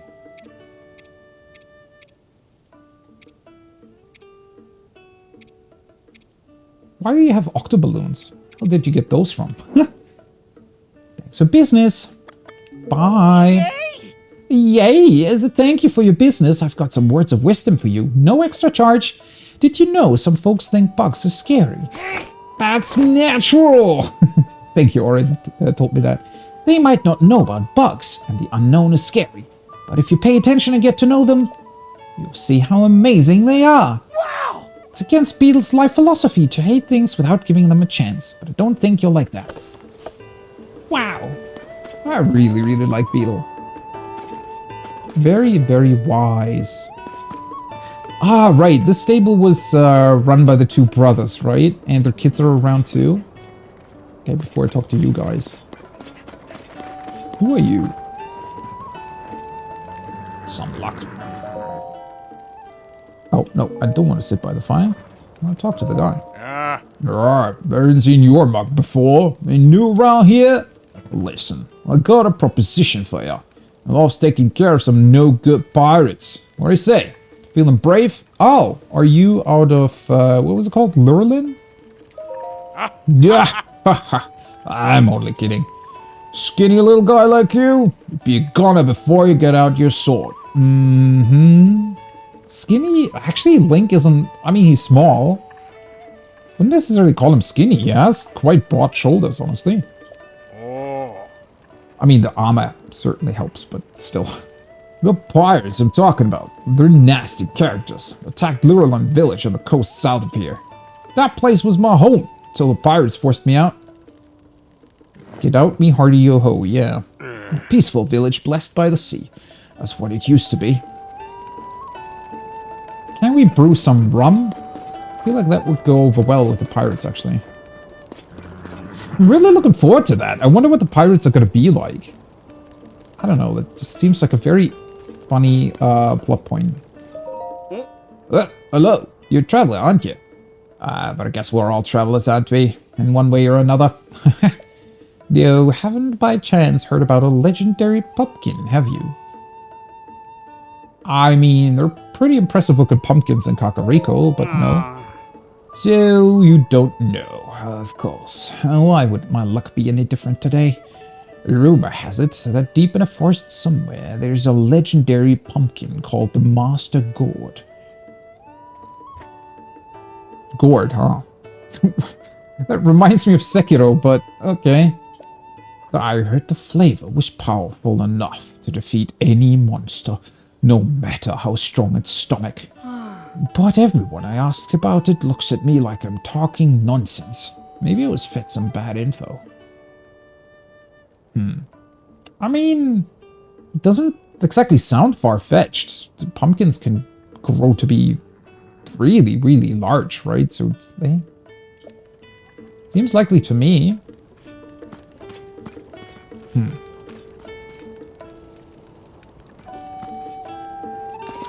Right, this is where we need to make the musical group perform. Oh boy. Something just crashed directly into the bridge. That's the fairy fountain. Let me just mark that real quick, because I marked the other ones too. Not with this pin though. Let's put down the heart here too. So we got one here, and another one here. And then I think the fourth fairy should be here. Well, that's going to be very, very interesting to unlock all four of them back to back once I deal with the musical troupe. I wish I had the Zora gear right about now. It'd be awesome for sending on the waterfall. That looks like a Korok, doesn't it? potentially a Korok I haven't done yet. What is this? That looks like a... What are the things called? Like the ones that are made out of cork? Bottle something something? That are always in wine bottles? Why do I not remember the word for it? Oh, hey, was that a ruined piece falling down? I saw a shadow. And... no idea where it fell, though. Or was it this one? No, this was here before, right? No, never mind. Oh, there's another one even.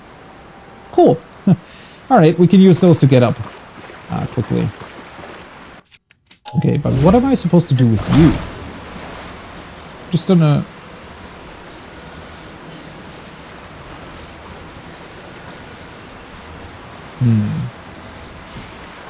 Because I want to say I need to unplug it somehow. Even though this kind of looks like it has a target on it. Nope. I mean, it's good target practice, I guess.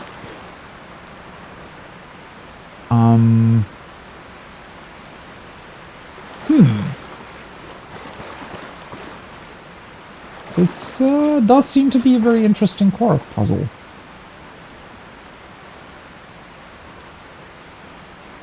So do I need something that's strong enough to unplug it?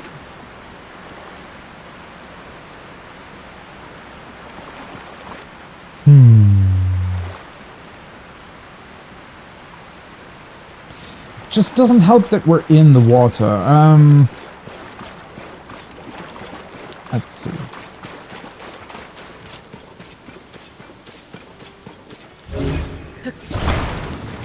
Let's just grab one of these big boys.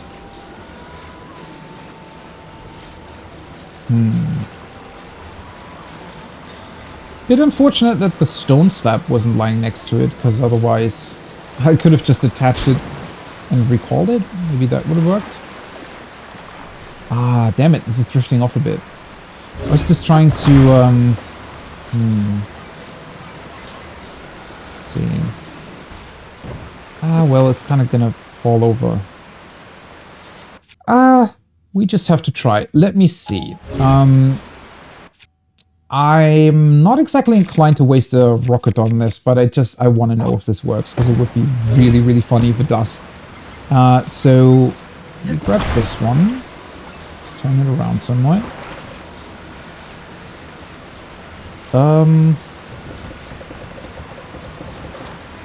I mean, in theory, it would have to be attached like this, right?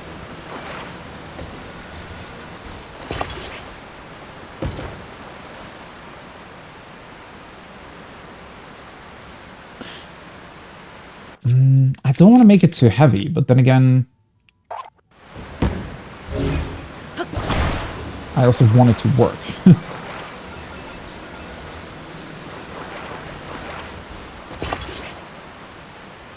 Ooh, wait, let's move you like over here for a second, just to be sure. There we go. Right, you are standing. Oh, damn it, that drains battery.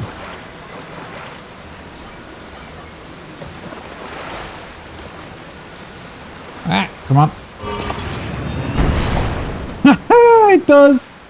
I don't know if the stabilizer was necessary. Okay, that was way quicker than I expected it to be. It's just shoop, just went out of the frame and gone it was. Yeah, haha. Okay, that was insanely fun. Although it kind of requires you to have a rocket on you. Bam, back down. Guess the rocket got expended really quickly. Where's the plug? I guess it's just not here anymore. That was really fun. Oh, I desperately need to find more rockets. Why is it so difficult to find them? Definitely, I need a dispenser both with the rockets and with the control units as well. So there we go.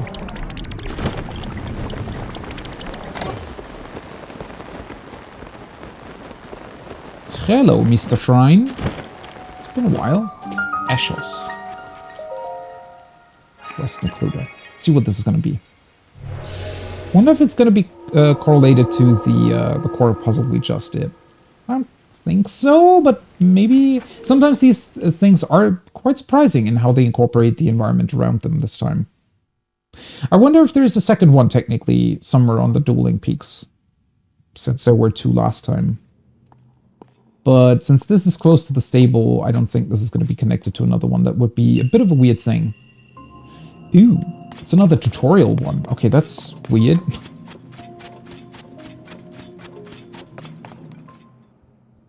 What are they going to tell us about shields? Oh, maybe we have to do the shield bash thingy. What's that? Oh, that's the Shrine Purifier. Here's my instruction, okay. That's a ruby rod thing, right? You can reflect a projectile if you parry with your shield at just the right time. Turn the enemy's attack against them. Ah, your other attacks are ineffective here. Ready yourself. That is actually very good to know. And it's something I think Breath of the Wild doesn't really teach you, right? Where it's, I think a lot of people just never knew that you could,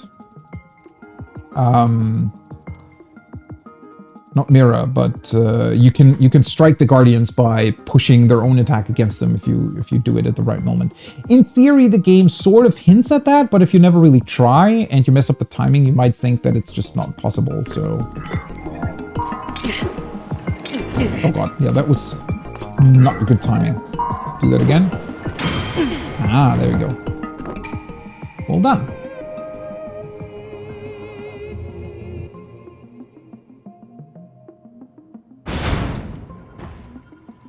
Oh boy. Be mindful of the element of each attack and choose your shield accordingly. Now demonstrate your skill once more. That's actually... This is a pretty cool tutorial.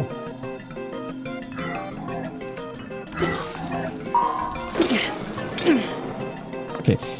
This is one thing that I find a bit weird though still.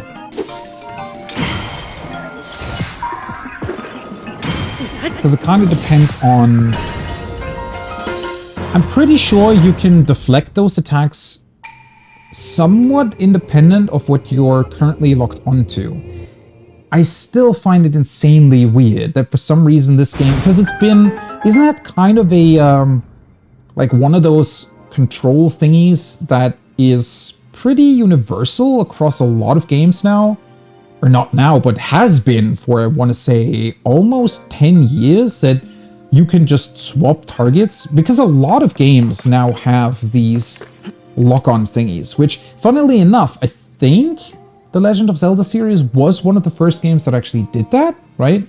With the, like a lock-on on enemies. That was a somewhat unique, at least in the way it was done. I want to say it was a somewhat unique feature of the Zelda series for a long time. You know, especially back in the N64 days.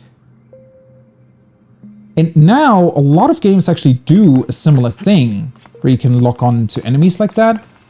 But typically, the right stick in that particular situation is always used to be able to just scroll through the enemies and focus on different ones. For some reason, this game does not allow you to do that. And I'm just super baffled by why they didn't include that. Especially since they do make you fight multiple enemies at the same time, where it would be pretty beneficial to just freely be able to swap between them while you're locked on, but I don't know. Either they just didn't want to, or it just wasn't the concern, I guess? Did you miss a cool boss fight? Not really. This was just one of the tutorial shrines, albeit I think the most interesting one that I've had so far, especially since they also tell you about the fact that you need to potentially swap between your shield type, or rather the material your shield is made out of, depending on the element you're being attacked with, right? Because with a metal shield, obviously, you'd be having some trouble being attacked by electricity. Well, these are swords. For some reason, I thought that was a Zonite device. Yeah, you have to hit it again, which I don't know why they did it like that. It's weird to me. Especially since the right analog stick isn't used for anything else. If there was a unique function this game does that no other game does while being targeted with the right analog stick, then I would have understood. But it just simply doesn't get used during combat, so it's... I don't know. One of those weird oddities. Oh, hello. Mighty Zonite shields. Oh, well, I still have one of those. I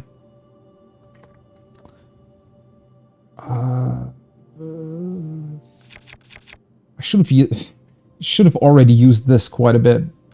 Oh man, it sucks. I don't want to get rid of the kite shield. It looks so cool, but it's simply not a good shield, right?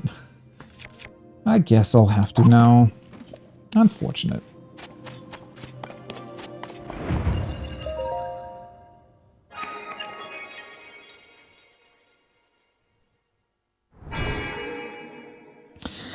Although, you know, when it comes to the controls of these Zelda games, both Breath of the Wild and this one, it is kind of funny to me. They do some awesome stuff with their controls and even incorporating the UI into it too. Like, for example, the way your arrow count gets displayed on the target reticle when you're using your bow is something every game should do. Whenever you have a game with ammo, please, for the love of God, display the ammo you've left where you're actually targeting and not somewhere down in the, you know, bottom right or left of the corner of the screen, because I'm not going to look there. That's way too far away from where you're actually supposed to look at, which is your target, right? So that's pretty cool. And then the way you can dynamically switch weapons in this game and switch bows and attach stuff to your bows is really, really well done. But yeah, it really is one of those weird things where I feel like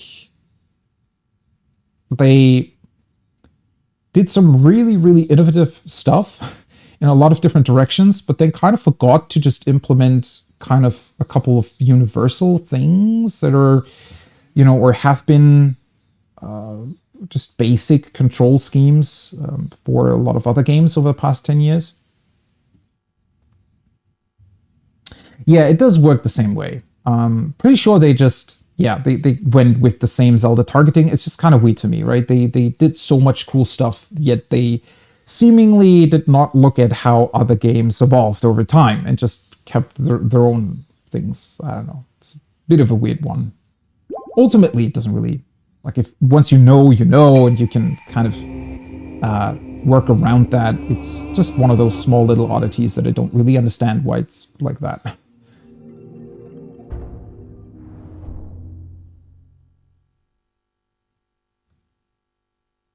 Oh yeah, that's very, very true as well, though.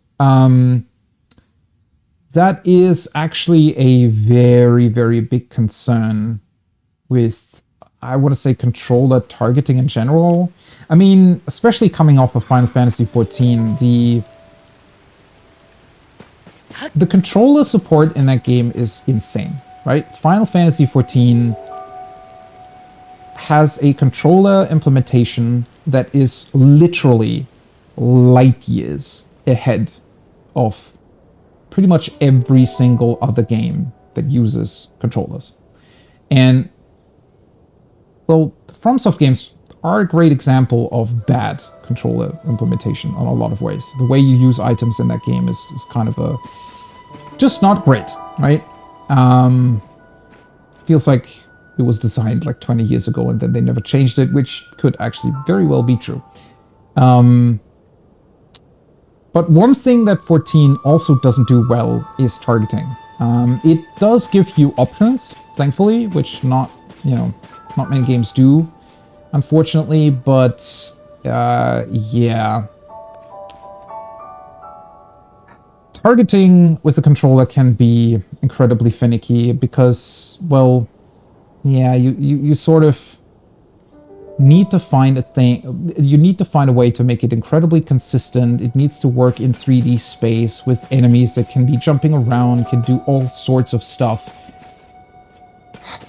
It is very, very difficult to achieve properly, and potentially needs to involve way, way more than just saying, oh, you always target the nearest enemy, right? There's way more that goes into deciding what the game should target.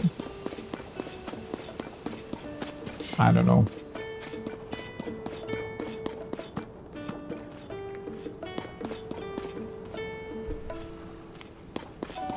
Well, it's not much trouble. I think it's more one of those things that it's not a big deal, I don't think, which is probably also why it wasn't really a focus to improve. But if it would be improved, I think it would be very noticeable, and it would be one of those things where you would go, oh, wow, that's a really cool implementation of that, or that just makes it... I think there's going to be one game somewhere down the line that just has a fantastic idea of how to handle that and really make sure that you always select exactly what you want to in any given situation. And once we have that, it's going to be hard to go back to games that don't do that. It's one of those little things, I think, where it's... it feels like not much of a problem until you have a solution to it and realize just how much more convenient it's going to be without the hassle of sometimes selecting the wrong target. But then again, maybe I also just am more troubled by it than others. I don't know. Hey guys, what's going on? Wah! Well, traveler, welcome to Dueling Peaks Stable, right at the foot of the Dueling Peaks themselves. If you need a guide to the roads around here, I can let you know what's what. Things have changed around here lately, haven't they? Even the towns are different. There's been a lot of changes around Kakariko Village and Hateno Village in particular. Wait, what happened to Hateno? Well, let's ask him about Kakariko first, though. It's a Sheikah village to the north. It used to be a quiet town. That all changed when strange ring-shaped zone ruins fell from the sky. Now it's crowded with both researchers and tourists. Do we protect the old or embrace the new? I mean, I'm pretty sure they can coexist. Kakariko Village, okay, what happened to Hateno? It's at the edge of Hyrule, far to the east. It used to be known primarily for its milk and its local produce. Then, out of nowhere, a woman from the clothes shop became a famous designer. How did that happen? Now the town has become a center for fashion of all things. If you're looking to do something special, I recommend visiting Dueling Peaks stone statues. There's no road up to the summit, so it's no easy trek. But the view of Hyrule at the top is a true wonder. I can imagine. I mean, we'll have to do that eventually, but not right now, I don't think. That looks very interesting. Does it have like a... Yeah, there's some sort of round... That looks like... Could be straight out of Star Wars. It's round middle part with the weird antenna pyramid looking thing at the bottom.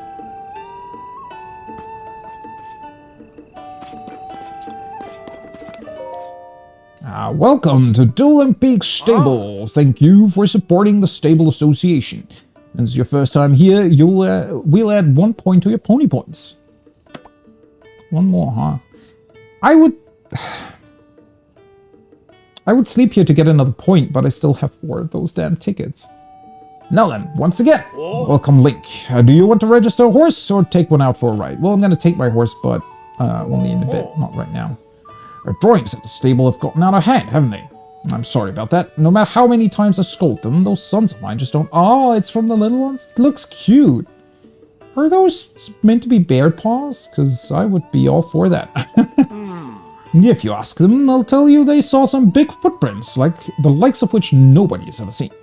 I swear I'll never stop being surprised by the things my kids can imagine. Whoa, I mean, hold on there. That sounds actually fairly dangerous. Unless they... Did they spot the funny elephant Zelda's supposed to be riding around on? Would be interesting. Hey kids, what's going on? Ha, you see the weirdest stuff down south in Farron, huh? They announced a new Star Wars game? Oh, cool. Outlaw. Wait, is it a sequel to Fallen Order and Jedi Survivor? Or is it a completely new one?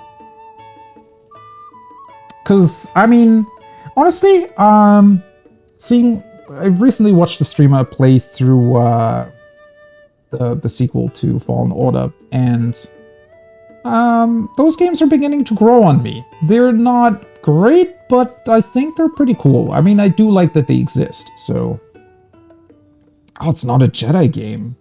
Ooh, that sounds interesting. It would be cool to see them expand on that. Jedi Outlaw already... Wait, is it... It's called Outlaws? Pretty sure a game named Jedi Outlaw already exists, right? Like from 25 years ago or something? Was it called Jedi Outlaw? Or was it something else? And I'm pretty sure you play Bounty Hunter in that one, or something similar to that. But it was also, well, you weren't playing a Jedi, so it was pretty interesting in that regard. I actually had a friend back then who owned a way more powerful PC than I did and was able to play it. You know, powerful PC for 1999 or whenever it came out. Well, it must have been... No, 99 was episode 1, yeah. So shortly after that, maybe. Either way, maybe it's kind of... Oh, wait, it was Outcast, right? Never mind. But then that Jedi Outcast is with a Jedi, right? What was the game called that had you playing a non-Jedi?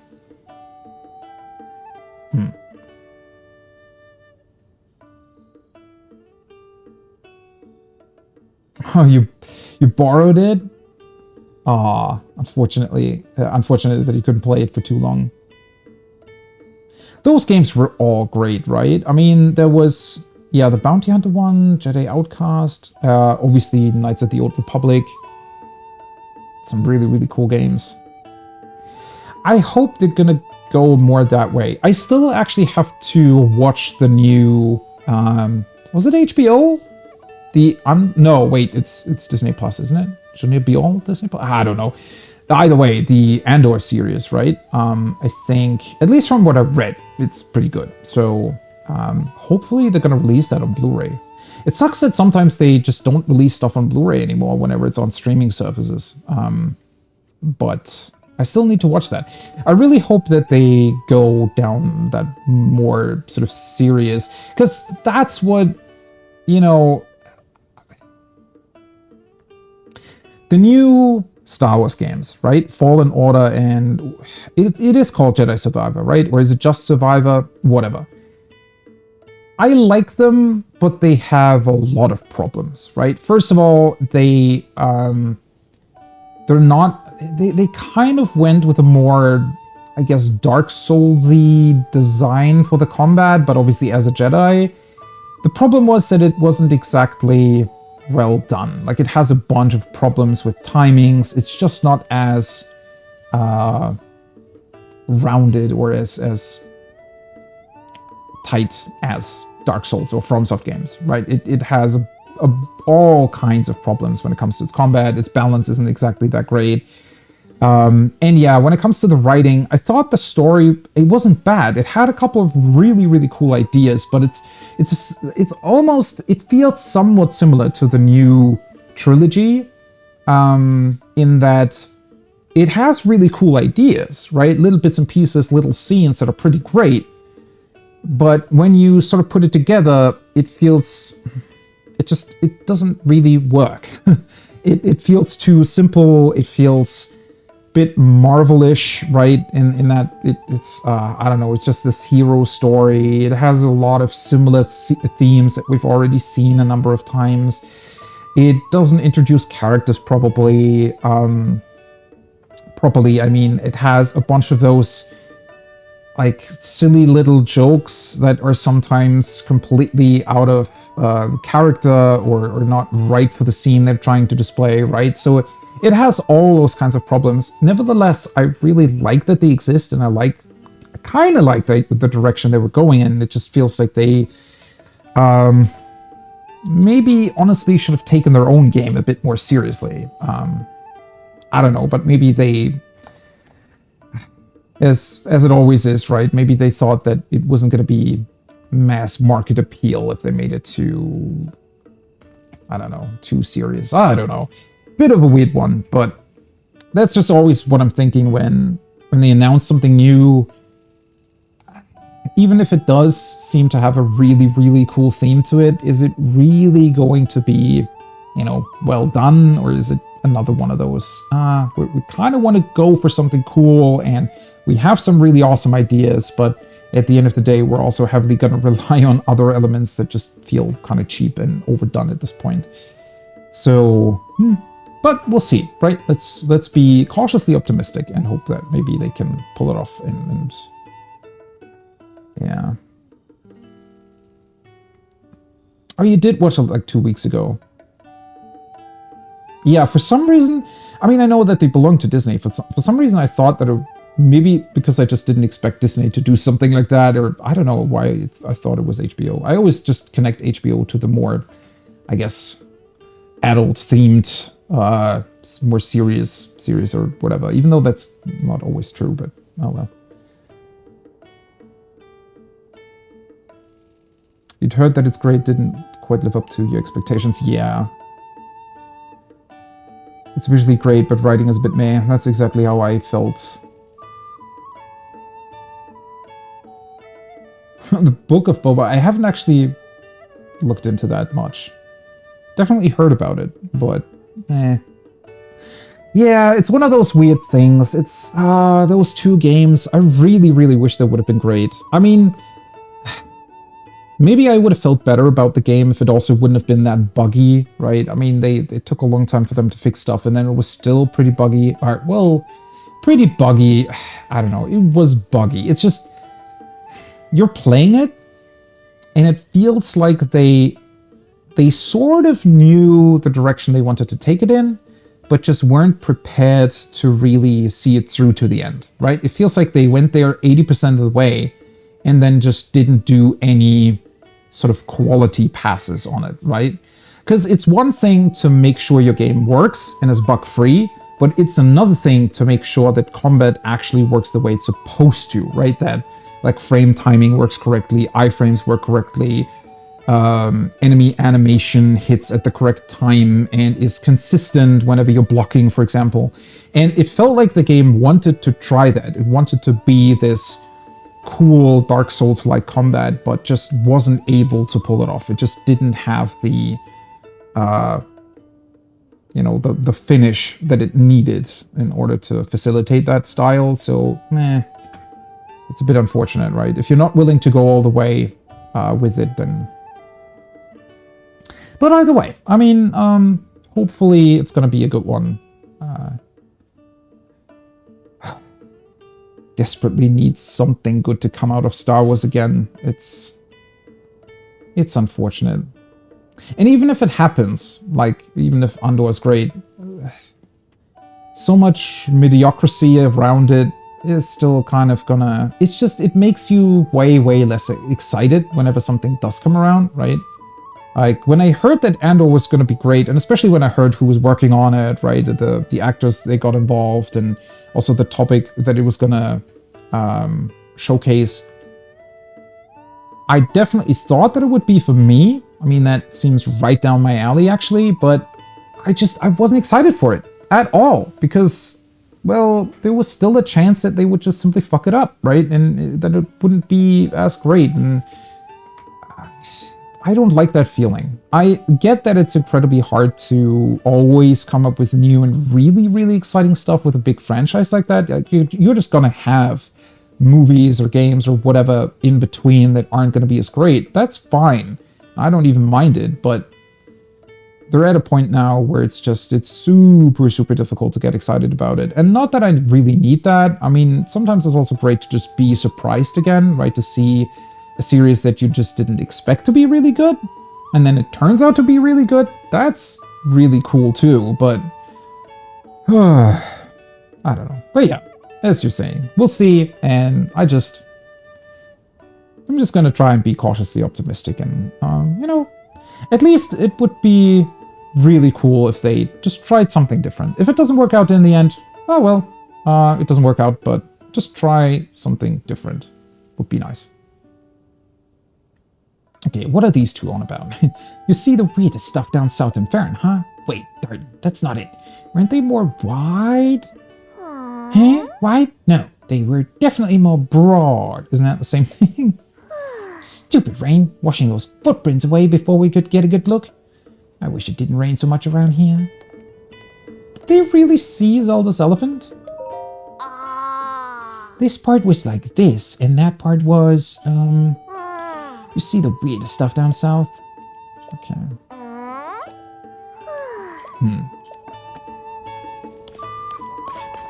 Oh. I think we already got that recipe. Yeah, that's the apple pie, right? The recipe you can find in Rito Village as well. Alright, what's on the news? Oh, there's an update on unexpected the Queen escape from Snowfield Stable. Story from earlier. Oh, that's so cool. I love that you find all of these quests and stories that you did that now appear in the paper. Princess Zelda's favorite horse has been recovered without incident. The cause of its flight remains unknown. I'm so relieved to read that. I was worried for that poor horse wandering the snowy wilds all alone. But what made it run off in the first place? The article doesn't even speculate. Yeah. And we even don't know that still, I think. Anything else? What's this? Fashion fixation in Hateno Village. Interesting. Word has reached this paper that the celebrated fashion designer Sacy has returned to her home in Hateno Village. Oh, wait, that's the girl whose grandmother we helped, right? Wait, she's already famous? I'm thinking about the wrong person. Wasn't she supposed to just learn? Maybe that's her teacher or something. Hateno Village is on the eastern edge of Necluda. It's a real hike to get there. But it is known as a sort of holy land for fashion. I should really visit someday. I always read... Okay. You know, I've heard that some Yiga clan types have been spotted near here. I hate to think that assassins who were after Princess Zelda might be nearby. Heavens forbid. And what do you want a picture of? Oh, Link, an empty frame caught your eye?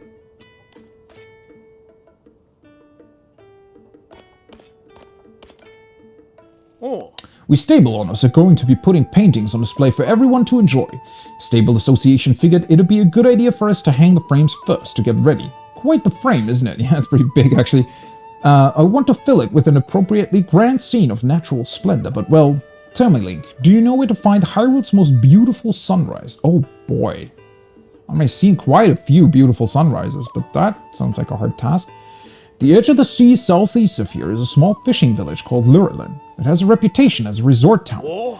But its real claim to fame is the beautiful moment where the sun rises over the horizon and lights up the whole village. That's really far away to be getting the picture from, actually, for this quest.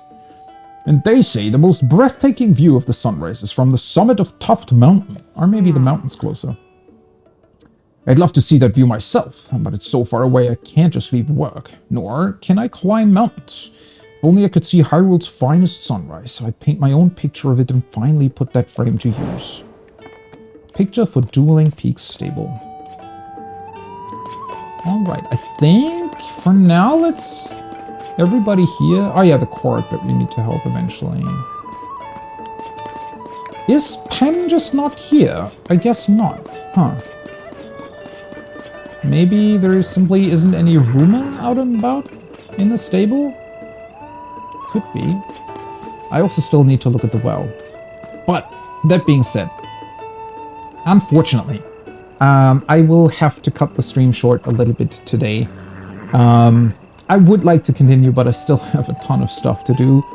So yeah, but that being said, I do hopefully am going to be able to do a long one tomorrow, which would be great.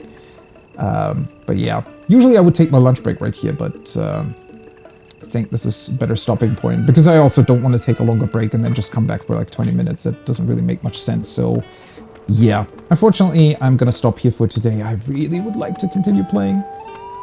Ah, well, it is what it is. Maybe once the Savage Tier in 14 is over, I can just, you know, move those times over and use that time in the evening to do the stuff that I'm doing now. But, oh well, it is what it is for now. So, yeah. Man, I'm really bummed about that myself. I always hate stopping because it's so much fun and there's so much to do and to look at. Alright, but yeah. Well, next time, helping the little Korok. And then we're just gonna move over to Hateno. Thankfully, I got done with Kakariko now. For now, at least. So we can concentrate on moving forward to the next big village and seeing what kind of fashion wonders we're going to be discovering in Hateno. Thank you for watching. So I hope it was great fun, and I'll be heading off now. Hey, Cloyne, what are you doing in my frame? But yeah, hopefully oh, thank God that's not a blood moon. That would have been an interesting way to end the stream. But yeah, hopefully I'll see you tomorrow, or maybe this evening for some raiding N14, and maybe a little bit of a longer one tomorrow. So until then, I hope you're having a beautiful rest of your day, morning, or evening, wherever you are, and till next one. Bye-bye!